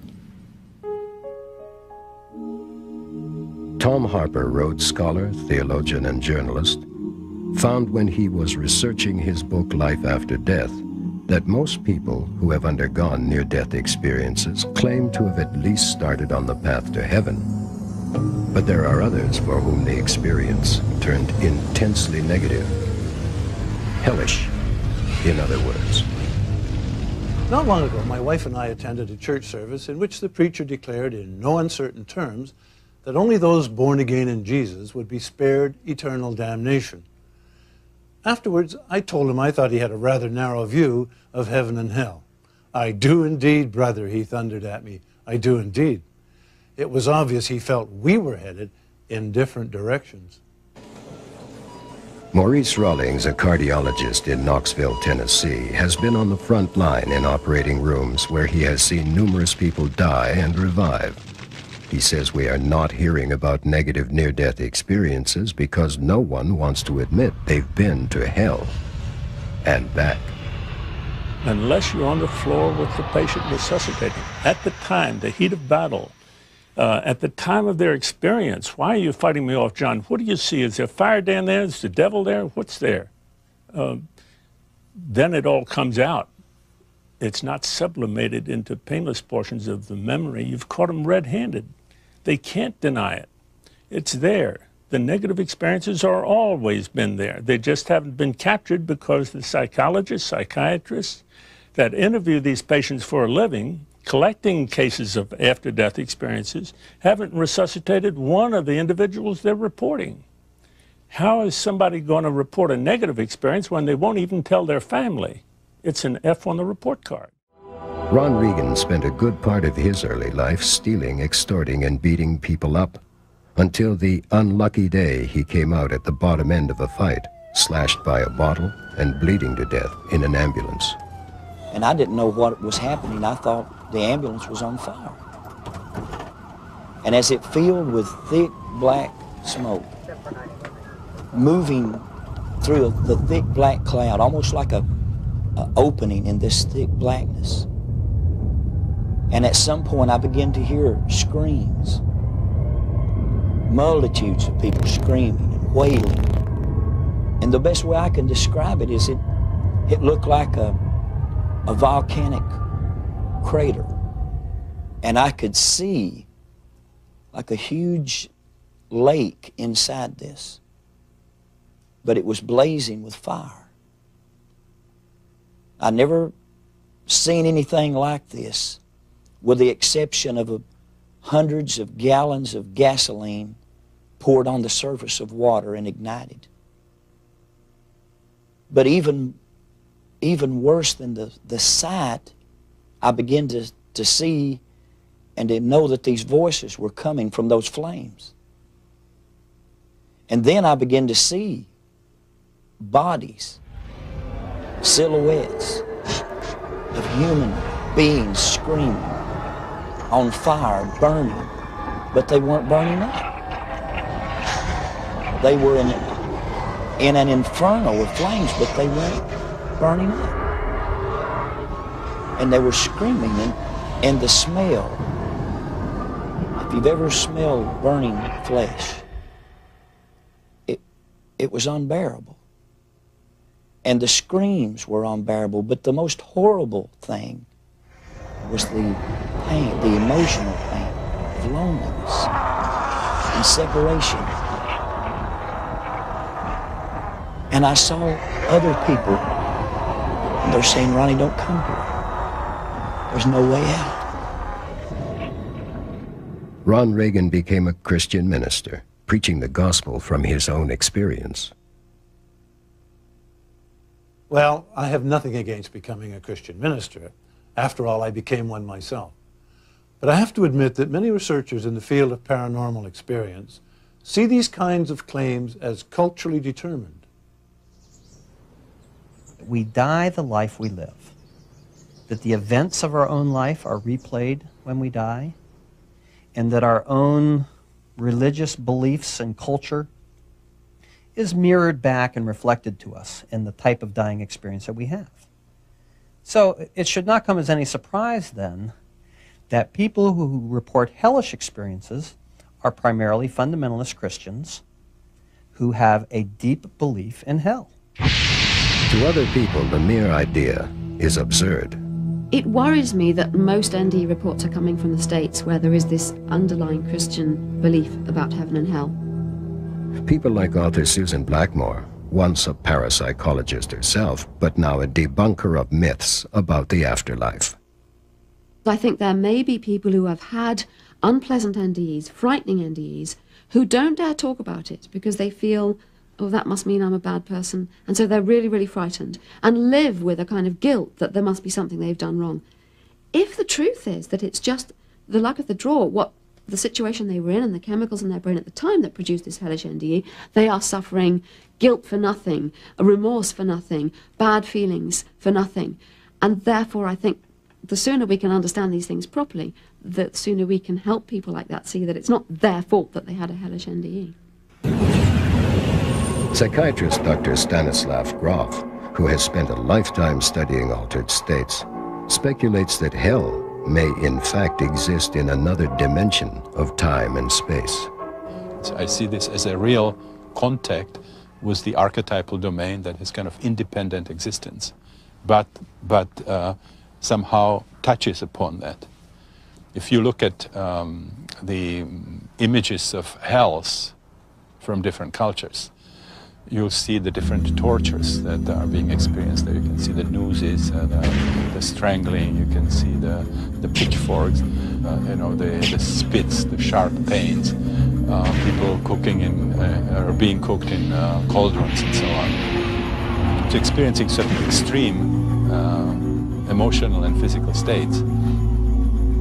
When we think about heaven as it is described in spiritual scriptures, not as a powerful inner archetypal experience, but as the physical heaven, then we come to such conclusions that we have disproved the existence of angels and God because we have explored systematically the astronomical heavens and we haven't seen any of those entities. Or if we know that there is heated nickel and iron as the core of the earth, that there is no place for caves of Satan, there cannot be hell there. So the idea is to get to hell or to heaven, you change your consciousness. So somebody can be here with us and be in heaven or hell, while everybody else is in Mill Valley. Those two are not incompatible in any way. So those are very, very real experiences, and they have to be studied by consciousness research. There's nothing that you can say reasonably about heaven or hell coming from physics or coming from biology or coming from medicine, because we are talking about states of mind.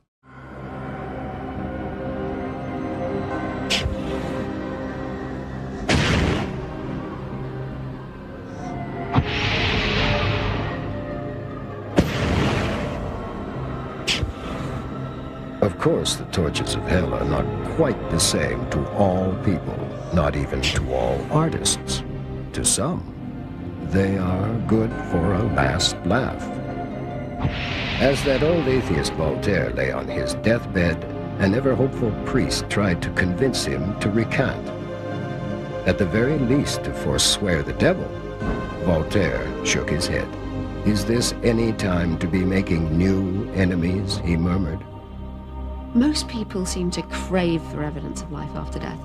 And I think this is quite natural because we spend our lives almost being taught that we matter. You know, I must get a bigger car, a bigger bank balance. I must have people love me and approve of me. I must be nice to them so they'll like me. All of these things are me, me, me. In a way, that's the root of all our suffering. I mean, that's what makes us miserable and disappointed and feeling a failure and so on. And I think it's also what drives the desire for me to carry on forever. Because what's all this been for if I'm not going to carry on and reap the reward somewhere or another? Also, there's the question of suffering. It seems sort of to give an answer to the problem of all the suffering around us if we think that somewhere people will get their just desserts. I personally don't think any of that's true, because I don't think there is a little me in here who matters. After researching a number of the life reviews, I was amazed to discover my own prejudice as a member of this culture, that we tend to look in terms of up, down. You're a good girl, you're a bad girl. You're a sheep, you're a goat. You go to heaven, you go to hell. That there's a paradigm of opposites that may not, in fact, be true. So, is there a hell? I don't think so. Have we focused more on the blissful near-death experiences rather than the others? Absolutely. We have to wonder why wonderful scholarship has discovered that medieval near-death experiencers saw lakes of fire, frightening folks, and then saw the bliss at the end. And contemporary near-death experiences are almost unilaterally blissful. You have to wonder if it's because we live in a society that doesn't want to be accountable for its wrongdoing and doesn't want to admit that there may be a darker side to life. I think those issues are real, and I think we need to encourage people who have had scary experiences to come forward. We create our own heaven and hell. It's all relative. And in terms of heaven, it's when we feel good, we're in heaven, and when we're in the pits, we're in hell. L'enfer, ça serait un endroit où on doit continuer où on continue à être entouré de gens qui ne savent pas s'assumer. On est entouré d'hypocrisie, de mensonges, de pensées négatives. I mean, if heaven is defined as we're all part of a much larger being, then hell is sort of not being completely at peace with that sort of thought. So it's an internal thing as opposed to an external thing. L'entour et l'enfer serait vraiment un endroit où la sensualité ne se développerait pas du tout, ne s'épanouirait pas du tout, mais au contraire, la partie la plus basse et la plus mauvaise de l'homme se contenterait d'exister. There are other hells, beside the traditional Christian one.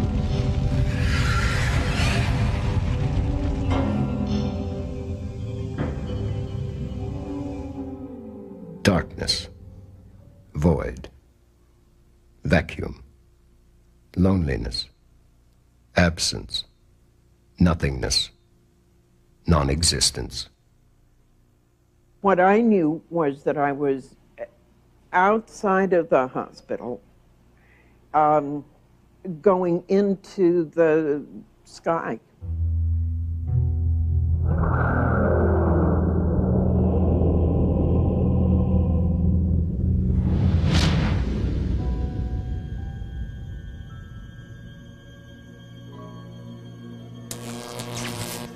Nancy, you never existed.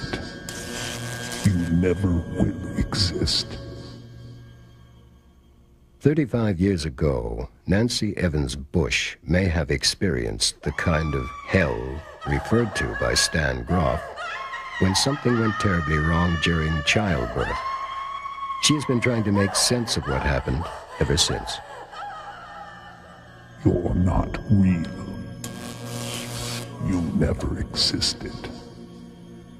Nothing you ever knew existed. You're not real. You never existed. You never will exist. Nor does anyone you think you ever knew, nor your life, nor where you live. You made it all up. You were allowed to make it up. Which meant that not only did I not exist, I remember saying telepathically, but the baby doesn't exist. Her year-old sister doesn't exist. Your mother, your husband, nobody you know exists. You're not real. And nothing you know is real. I've called it instant Holocaust. Nancy believes she has come to terms with the hell she experienced so many years ago. But what about those people whose near-death experiences threw them into hell and who found no hope, no redemption, no promise of anything better, who came back to this life with the sense that all they have to look forward to is perpetual misery? There is a gift in these experiences. Now, it's not a gift we want to get. But if we're stubborn enough, and for some of us this is the only benefit we've ever found for our stubbornness, but if we hang in there, we work through a lot of issues. We come to discover our religious faith in incredibly deep ways that we couldn't if we just kind of dazzled around on the happy level. So what I'm trying to do is go beyond just the idea of pain equals bad, equals punishment, equals hell, equals eternity, equals despair. Because the alternative to despair, I think, is joy, which is different than happiness. But the paradoxical nature of this is that in order to get to real joy, we have to be able to accept suffering as part of it. And I know that sounds bizarre, but I didn't make up the rules. And it just seems to work that way. In many ways, the concept of hell is the most difficult of all ideas of the afterlife for contemporary people to deal with. All of us have had moments of pure happiness or supreme exaltation about which we can truly say it was heaven. But hell is a different story. When we say something was hell, we don't mean it in quite the same way. Implicit in our idea of hell is the potential and the need to be released from it. When they made a movie about the most decorated soldier of World War II, they called it To Hell and Back. As far as I know, nobody's ever made a movie simply called To Hell, which is probably what's most nerve-wracking about hellish NDEs, that uncertainty about escape. Nancy Evans Bush, like any believing Christian, finds reason in her experience by affirming that only through suffering comes ultimate joy. But what if, as some hellish NDEs seem to demonstrate, it doesn't? A troubling question. And to be candid at this point, until more research into hellish NDEs has been done, I'm perfectly content not to know the answer.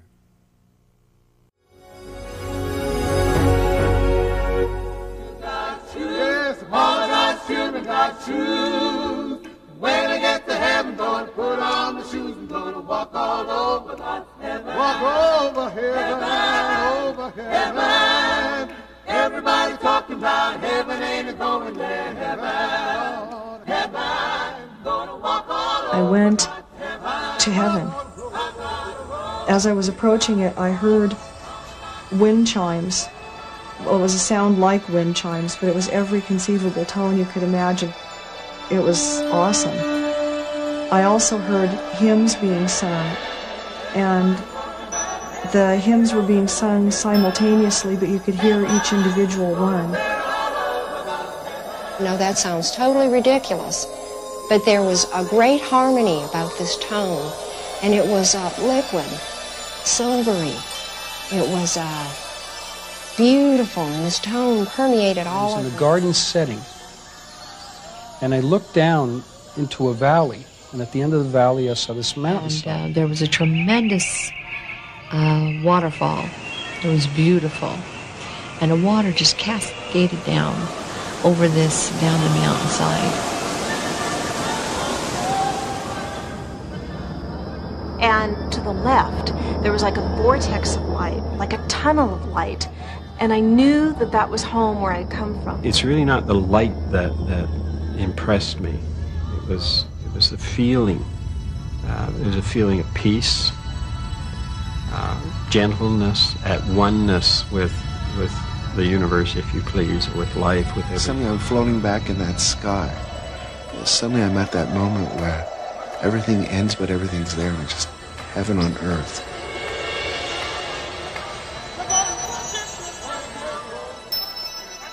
It was beautiful and it was scary. Vicky Umepeg is a blind musician. When she ended up in a terrible car accident, she saw for the first time in her life. I went up through the ceiling as if it were nothing at all. And then I was sucked into this aperture or trough or whatever you want to call it. I really don't know. It was a thing, tunnel. And then I was ejected out on this grass, and there were flowers and birds and trees and people. Flowers, birds, angels, glowing light, deceased loved ones, images of love and warmth, even Jesus himself. Of course, an NDE is only one way of approaching the question of heaven. Does it exist? And if it does, what is it like? But since these experiences are so graphic, it's a good place to start. According to Coming Back to Life, PMH Atwater's study of near-death experiences, 90% of all NDEs are positive. In other words, 9 out of 10 of us think we're headed for the pearly gates.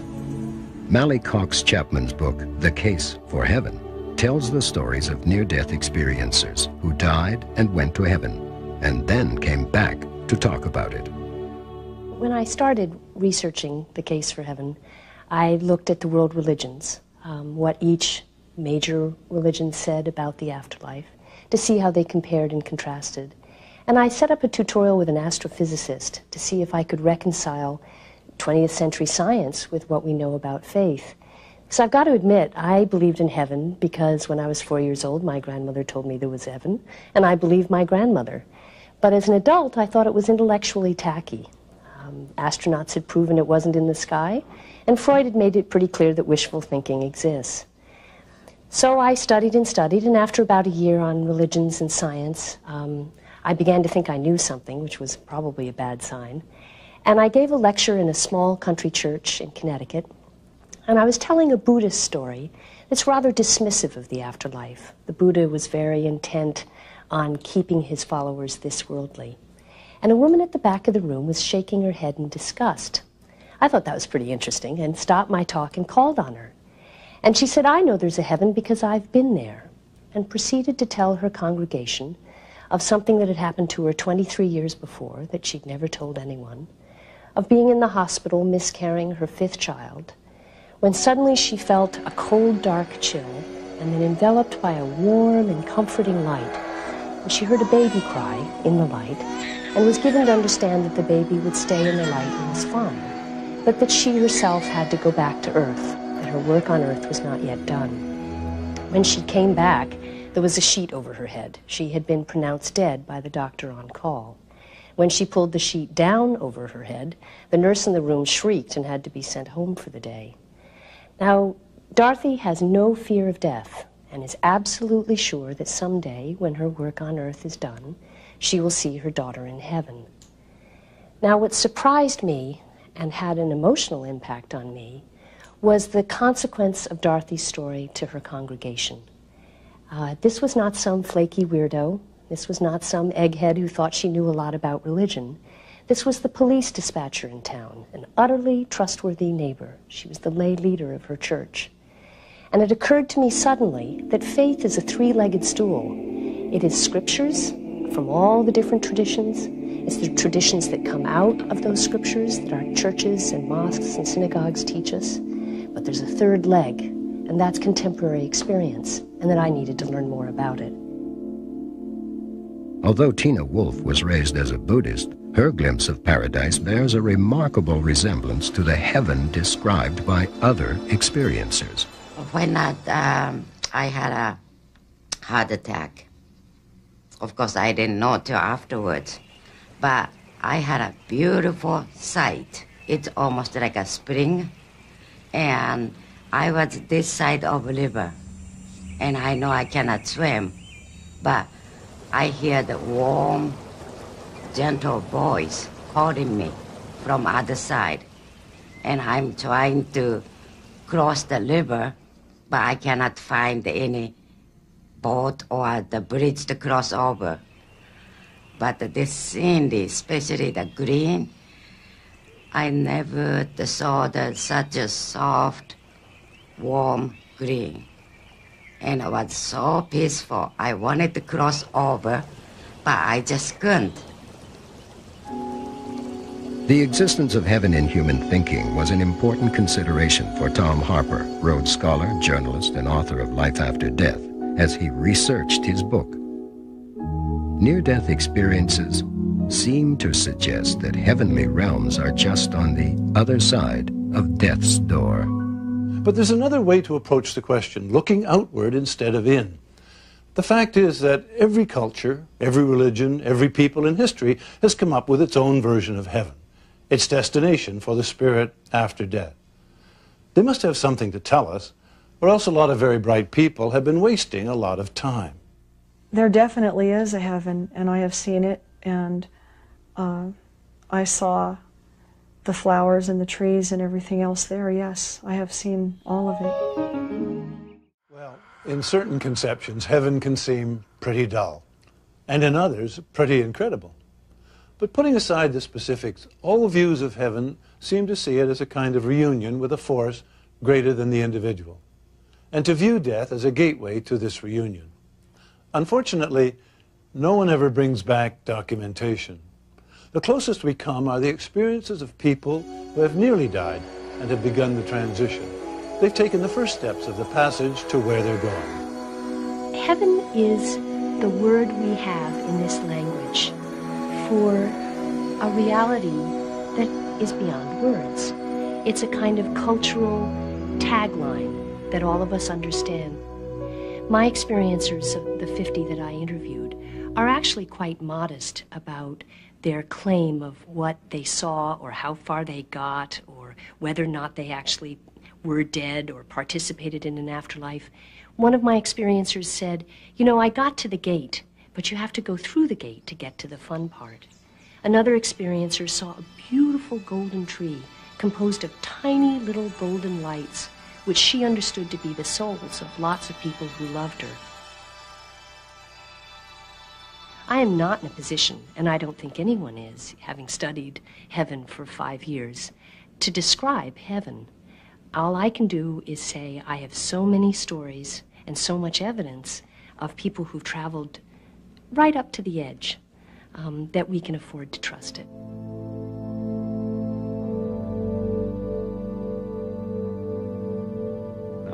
I believe that there is a fulfillment in heaven in the sense that if I have been given something and didn't have a chance, or out of fear didn't do something with what I was given, that in heaven that can be fulfilled. And I believe that heaven would be that kind of fulfillment, that sort of finishing of the person. But I also believe that heaven would be dynamic because God has created a dynamic universe. I mean, my heart's beating, I'm breathing, all kinds of stuff's happening, blood is coursing through my veins, the world is dynamic, relationships are dynamic, and therefore if God is where heaven is, then that's dynamic too. So I don't see sitting on a bunch of clouds with a bunch of angels playing harps as any kind of a vision.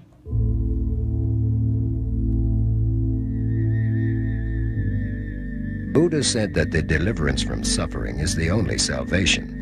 Man must escape the enslavement of earthly desires. He must divest himself of all illusion of individuality and become one with the universe.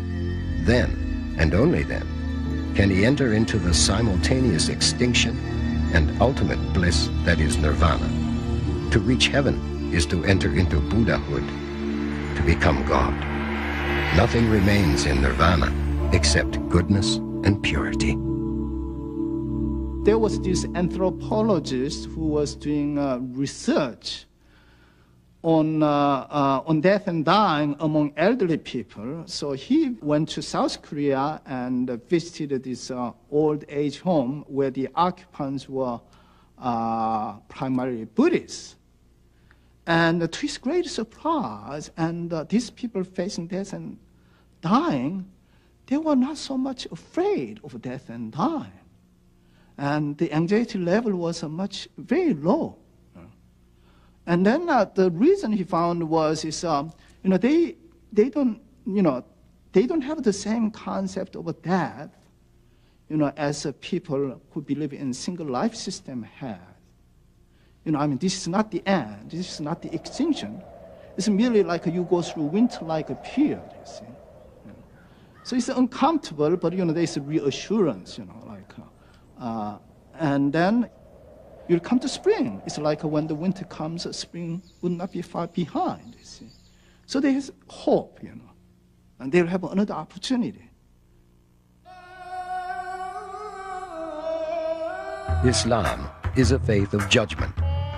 The Quran asserts, "And we will set up a just balance, so no soul shall be dealt with unjustly. And although there be the weight of a mustard seed, we will bring it forth and take account.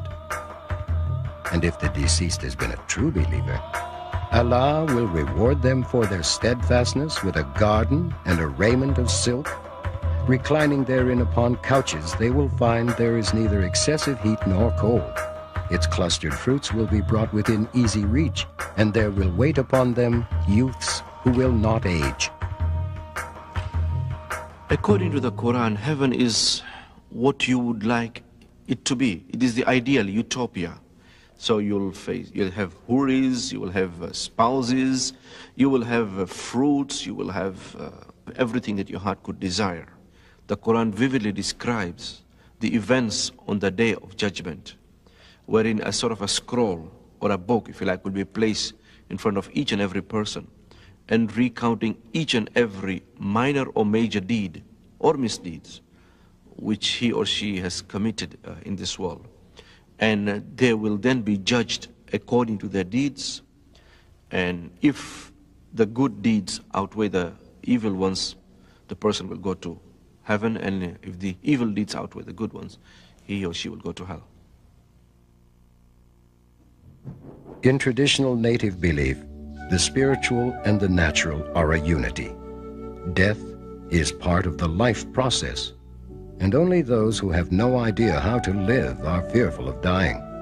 Death is the gateway to our return to the spiritual world. The spirit returns with the setting sun to the sacred way, to reunite with the oneness of the earth.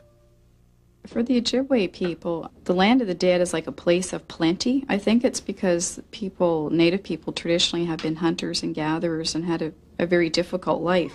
So in the afterlife, there's plenty of game to hunt. There's plenty of food. In Ojibwe traditions and myths, there's a lot of mention of lots of berries, blueberries, strawberries, raspberries. So there's an abundance of food, but always in the land of the dead, that's where you will find your ancestors and your friends who have passed on. Betty Eadie is the author of a worldwide bestseller entitled Embraced by the Light. During surgery at the age of 31, She literally died and went to heaven. Today, Betty travels widely and lectures about what happened to her. I saw this pinpoint of light, and this pinpoint of light attracted me. So I turned and I began to travel very quickly, and the light became broader and bigger. The love that was coming from that light began to surround me.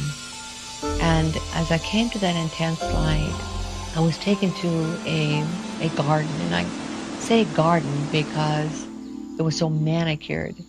And there was a tremendous waterfall. It was beautiful. And the water just cascaded down over down the mountainside. And everything there was alive. It had spirit. And I could see the beautiful flowers. And they were gorgeous. They are beyond any description. The colors, the fragrance. Again, they moved and swayed in perfect harmony to a melody that they produced, also very perfect for God. And as I came closer to the pond, I looked over, leaned over, and kind of brushed the water to look down into it. And when I did, I saw my spirit for the first time, and I marveled at what was now my parents, because instead of that, I'm going to cry, so I'm going to have to stop for a minute, if you don't mind. I imagine that Betty Eadie had a near-death experience, a profound experience that really changed her. I think the problem is that she has interpreted it in terms of her own Christian upbringing and has become absolutely rigid about the way of interpreting it. I think she's not at all open to any kind of other interpretation than a very fundamental Christian view that the God she met was the God of her own type of Christianity. I think her experience, like every other experience, was a product of her brain. And I think it's a shame that she is pushing this view of, I know the truth and you're all wrong, because her truth is not by any means the same as other NDEers or other people who've had mystical experiences. And I think that sort of rigid view does more harm than good. Here's something to consider. What do we need heaven for anyway? The skeptic might argue that heaven and hell are nothing more than a system of rewards and punishments we use to justify our own actions and to condemn those of people we don't like. Or perhaps as a way to keep certain people in power and promise others a reward after death, provided they don't make trouble in this life. Is that the real heaven? Pie in the sky when you die by and by? The promise of prizes? I think both the notion of heaven and hell are tied to the notion of justice and retribution, that in a cosmic sense, that if we live in a universe that makes sense, then we live in a universe that is, in a sense, fair. And that means that there must be, I think, some final drawing of the line, that certain people shouldn't get away with certain things and other people shouldn't have to put up with what they put up with. And that's been a traditional argument in favor of some kind of afterlife to start with, and then some kind of recompense at that stage. You know, a lot of people, probably many more than will admit it, have undergone out-of-body experiences that they feel brought them close to heaven. Indeed, in some cases, all the way there. And a great many more people believe they will encounter such an experience based on the sacred texts and the teachings of their religion. Is it all merely wish projection? Or is there truly a different dimension, as the vast majority have always thought? In the final analysis, most of us believe or intuitively think and hope there is.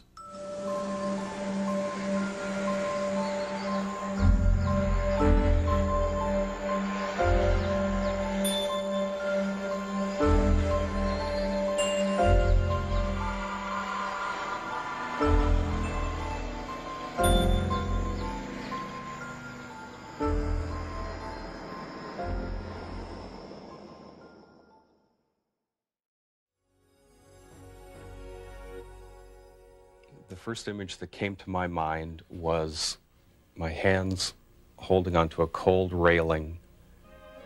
When Darrell Rooney was young, he found himself inexplicably fascinated by the story of the Titanic. Years later, during a hypnotic regression with Betty Binder, he remembered a past life that ended aboard the ill-fated liner and spontaneously recalled some of the names of other crew members, which he was later able to verify against old crew lists. He was not eager to tell his story, but because of the seriousness of our investigation, he agreed to an interview with us. So I'm out on the poop deck or something like that, and seeing, these faint objects in the distance, and these objects are the lifeboats. And I can see that the davits are empty and the lifeboats are out there. And then I'm staring my fate in the face. The lifeboats are gone, I'm going to go down with the ship. It's a memory that has terror attached to it. So, it's even disturbing to talk about it a little bit right now. The thing that really sticks out to me is the sound of timber cracking, creaking and cracking the way it's not supposed to. This heavy, heavy, twisting sound. And emotional confusion everywhere. Things turning upside down and hitting water, getting caught up in ropes. So this is obviously when the ship broke up and sank. And a sense of the hull of the ship there, with portholes, and then getting pulled down into the darkness of this freezing cold water. And I remember all of the emotion that was attached to that this was a really terrifying moment to be experiencing. And the thing that made it really profound was, it just was going, and then all of a sudden, all of the emotion just vanished. And I was asked what happened that caused me to become calm. And what I said was that I separated from my body. And that's how I experienced it. Darrell came to me because he was afraid of the middle of the ocean. He was not afraid of seashores. I asked him what was scary for him, and he said, drowning in the middle of the ocean and being eaten by sharks. And he thought I would find that kind of strange, but I didn't. He was feeling very comfortable that I was accepting of whatever his beliefs and experiences were. I don't go around telling people that I had a past life on the Titanic. And, for obvious reasons, because people don't always take kindly to it. But the reason that I'm willing to talk about it is not so much about that experience as what the whole thing's about. The Darrell Rooney that I met in about 1981 had some bleed through from past life memories, and in some ways was very different. The personality who was on the Titanic was very nose to the grindstone. He worked in a boiler room, and he went to work, and on his off time, he would go up one deck to the bar, and he'd hang out with his buddies, and he never had any life beyond his work. And he never went topside until the ship was sinking. And he came to do regression, not related to his work, but related to a phobia that didn't seem to make sense. Stories like Darrell Rooney's convinced Tom Harper, theologian, journalist, and best-selling author of Life After Death, that the whole concept of reincarnation needed special consideration. When I came to this point of my research, I knew that reincarnation, the idea that we keep coming back until we get it right, so to speak, was believed in by some early Christians. I was also aware, of course, that nearly two-thirds of humanity have always believed in it in one form or another over many thousands of years. It was important for me, therefore, to look at it as objectively as possible. I think we keep coming back because we have to learn new lessons, and whatever we're going through now, we're, back in school for something. Suffering 103 or whatever. There are too many people on earth to die and go to heaven, because heaven would be awfully crowded. You know? And so that's why I think that you know, people are reincarnated. Mon âme sortira de mon enveloppe charnelle, puisqu'elle ne pourra plus y rester. Et elle repartira dans les ténèbres et elle attendra qu'un autre corps soit libre et souhaite l'accueillir pour continuer à développer d'autres vies sur Terre. Sinon, elle continuera ses activités, mais en dehors du corps humain. The soul is sort of like energy, and what Einstein says about energy neither being created nor destroyed, but only transferred to another form, is basically what I believe about in spirituality, that the soul also is never destroyed, but merely goes on to another body. Apparently, one of them was I was a street urchin, and I've been a male in past lives. I can see that, and I have a fair bit of androgyny, and I identify on a fairly male plane, right? I may pose something that will be very disquieting to people, or to those faiths and people who think that there's only one life. But the reincarnation is the only rational answer that so far we can find for the inequities and disparities in life. Why has one born blind? Why some people are born handicapped? Mozart was born a genius at age 4. He wrote his first great musical piece. What accounts for that? If there is a God and this God believes in justice and he created all of us, why should he create one better than me? Why should someone suffer more than I do?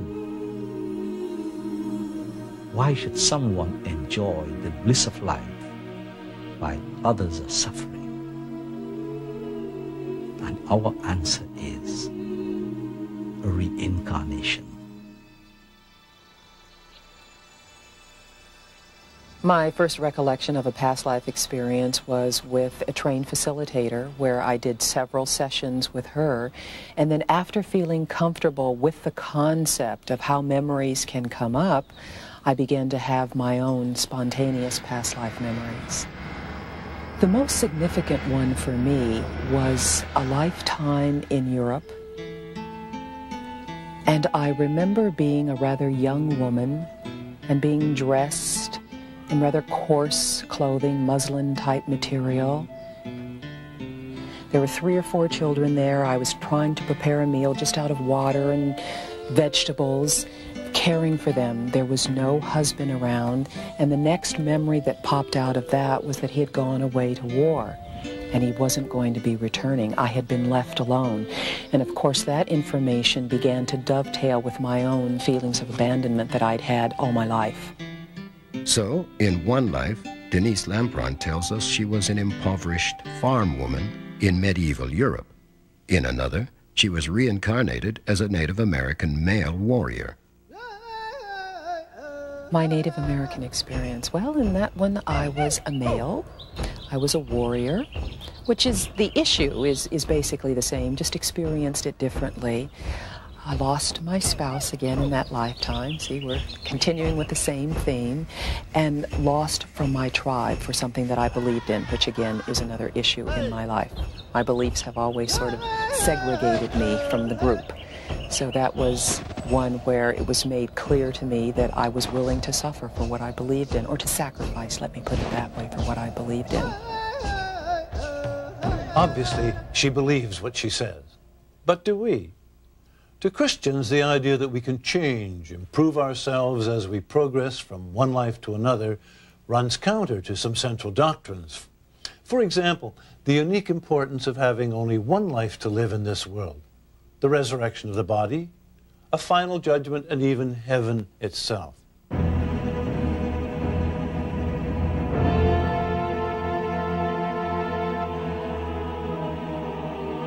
Whether famous, obscure, rich, poor, Oriental, Indian, black, white, a surprising number of people all over the world claim to have had previous life experiences.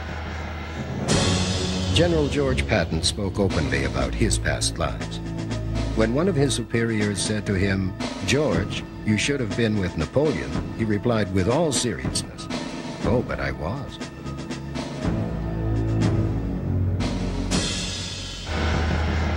But how can people be sure that they are experiencing a past life? How does the process actually occur? Today, it is often with the assistance of a facilitator. Betty Bender is the president of the Association for Past Life Research and Therapies. Well, what I'm finding is that there's an increasing interest in past life regression, in remembering our past lives, and in the application of this modality to improving the present and improving our, what we might call psychic experiences or our meditational abilities. I feel in part it's because people are looking for alternative healing modalities. In part it's because people are starting to remember their past lives or snippets of them, and they want to make sense of it. And in part there's just a tremendous curiosity about it. Dr. Stanislav Grof's research into the mind and consciousness began in Czechoslovakia before he arrived at the Maryland Psychiatric Research Center in the late 60s. Today, he practices in California. Anybody who is doing work with non-ordinary states with an open mind will see powerful past life experiences. It's simply one type of experiences that occur, that belong to the spectrum of non-ordinary states. So you will see people experiencing episodes from other centuries, from other countries and so on, with a sense of personal remembering, not just having that experience, but having a sense, I was once that person. This is not the first time it's happening to me. The people find powerful connections to their present life, and it has this sort of healing impact when they complete that kind of experience. Now, these are simply facts of observation. Now, the interpretation of these observations in terms of survival of the same unit of consciousness is just one of the possible theories. It's a very good one. It's certainly much better than what we have in traditional psychiatry, where the whole thing is just discarded as nonsense. I think the whole idea of reincarnation is incoherent. On the surface, it's a sort of attractive idea, and it deals with the problem of suffering. You know, why should I have such a terrible life? Well, because I did something bad in a past life. Why should I be frightened of heights? Because something happened to me in the past life, and so on. But really, if you think what it could possibly mean, what could be reincarnated? For reincarnation, personal reincarnation, to make any kind of sense, there has to be a soul or a spirit or a me or something or other with memories. The whole idea wouldn't make much sense if we don't bring our memories from one life to the next. And clearly, on the whole, we don't. So I have enormous troubles with the whole idea of reincarnation in its more trivial sense, personal reincarnation. So when I read evidence for young children in India apparently remembering past lives, I have no idea what's going on. Much of it, if it's true, could be interpreted as telepathy, clairvoyance, other things if you believe in those. But in any case, I am not convinced by the evidence we have yet from hypnotic regression to past lives. None of those have really convinced me that they show the continuity of something from life to life. But other researchers would answer Dr. Blackmore by pointing out that there is evidence for reincarnation. Dr. Joel Witten, a psychiatrist and professor at the University of Toronto and the author of Life Between Life, is one of those who tackles the question head-on. What is the evidence for the case for reincarnation? Ian Stevenson and other very careful researchers have methodically documented people's memory and gone out and verified the accuracy of recall. For example, a child may report being such and such a person in such a certain town. They did this, they lived at this address, they were married to this person, and Ian or his researchers will interview the child, get the description, and then go to this place. And Ian Stevenson has well over 2,000 such cases. The bottom line was no one could find fault with his research, with the investigations. And the conclusion was you either accept the hypothesis, the notion of reincarnation, or you're forced to accept the hypothesis of super telepathy. Each of them are, to the Western mind, equally implausible, incomprehensible. And yet, that's what the data says. It's an endless journey, and we living beings are travelers. This is known in Buddhism as samsara, or wheel of life. That means cycle of continued existences or succession of rebirth that an enlightened being goes through different forms of existences. In Buddhism, we view living and dying in successive waves as divided into three divisions: present life and future life and intermediate stage, or bardo, that takes place between the present life and the future life. In other words, it is important to understand that in Buddhism, life and death is not one's only event. The wheel of life. That raises a great many interesting questions. Do we, for example, retain any of the characteristics of our previous existence in a new one? Can we in some way choose our next incarnation? And perhaps the most interesting of all to me, if we've had past lives, why don't we remember them? There are several responses to that. One is perhaps we haven't had any past lives. This might be our first incarnation. That is a possibility. I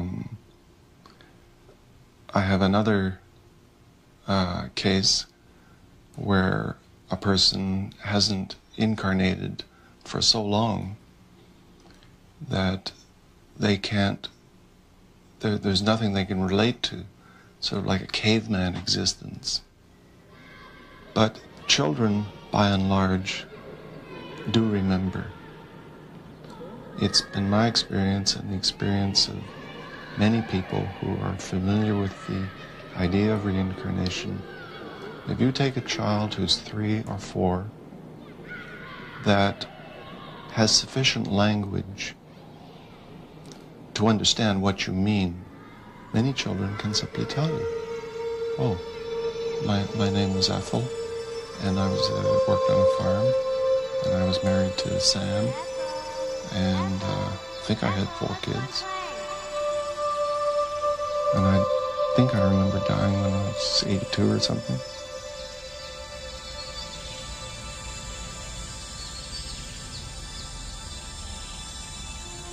Here in the West, it seems that once a child enters the school system, these memories just get repressed or disappear from consciousness. And then later, as an adult, 20, 30, whatever, we have to struggle to try and remember. We're more than just what's inside of our bodies. I certainly feel like I'm more than just who I am right now. What I do know from everything that I've studied and experienced is that something's out there and that we have access to consciousness more than just our own. And it seems to be a lot of times from a particular point of view, which to me suggests reincarnation. Reincarnation is a huge and complicated subject, and I might add very difficult to summarize. To be honest, I personally find the evidence intriguing, but I remain as yet unconvinced. Nevertheless, I find that Dale Kernahan's questions underline the essence of what so many find appealing about reincarnation. Why are some born with great physical limitations? Why do some suffer more than others? How do we resolve the great inequities between people? Reincarnation is certainly one answer.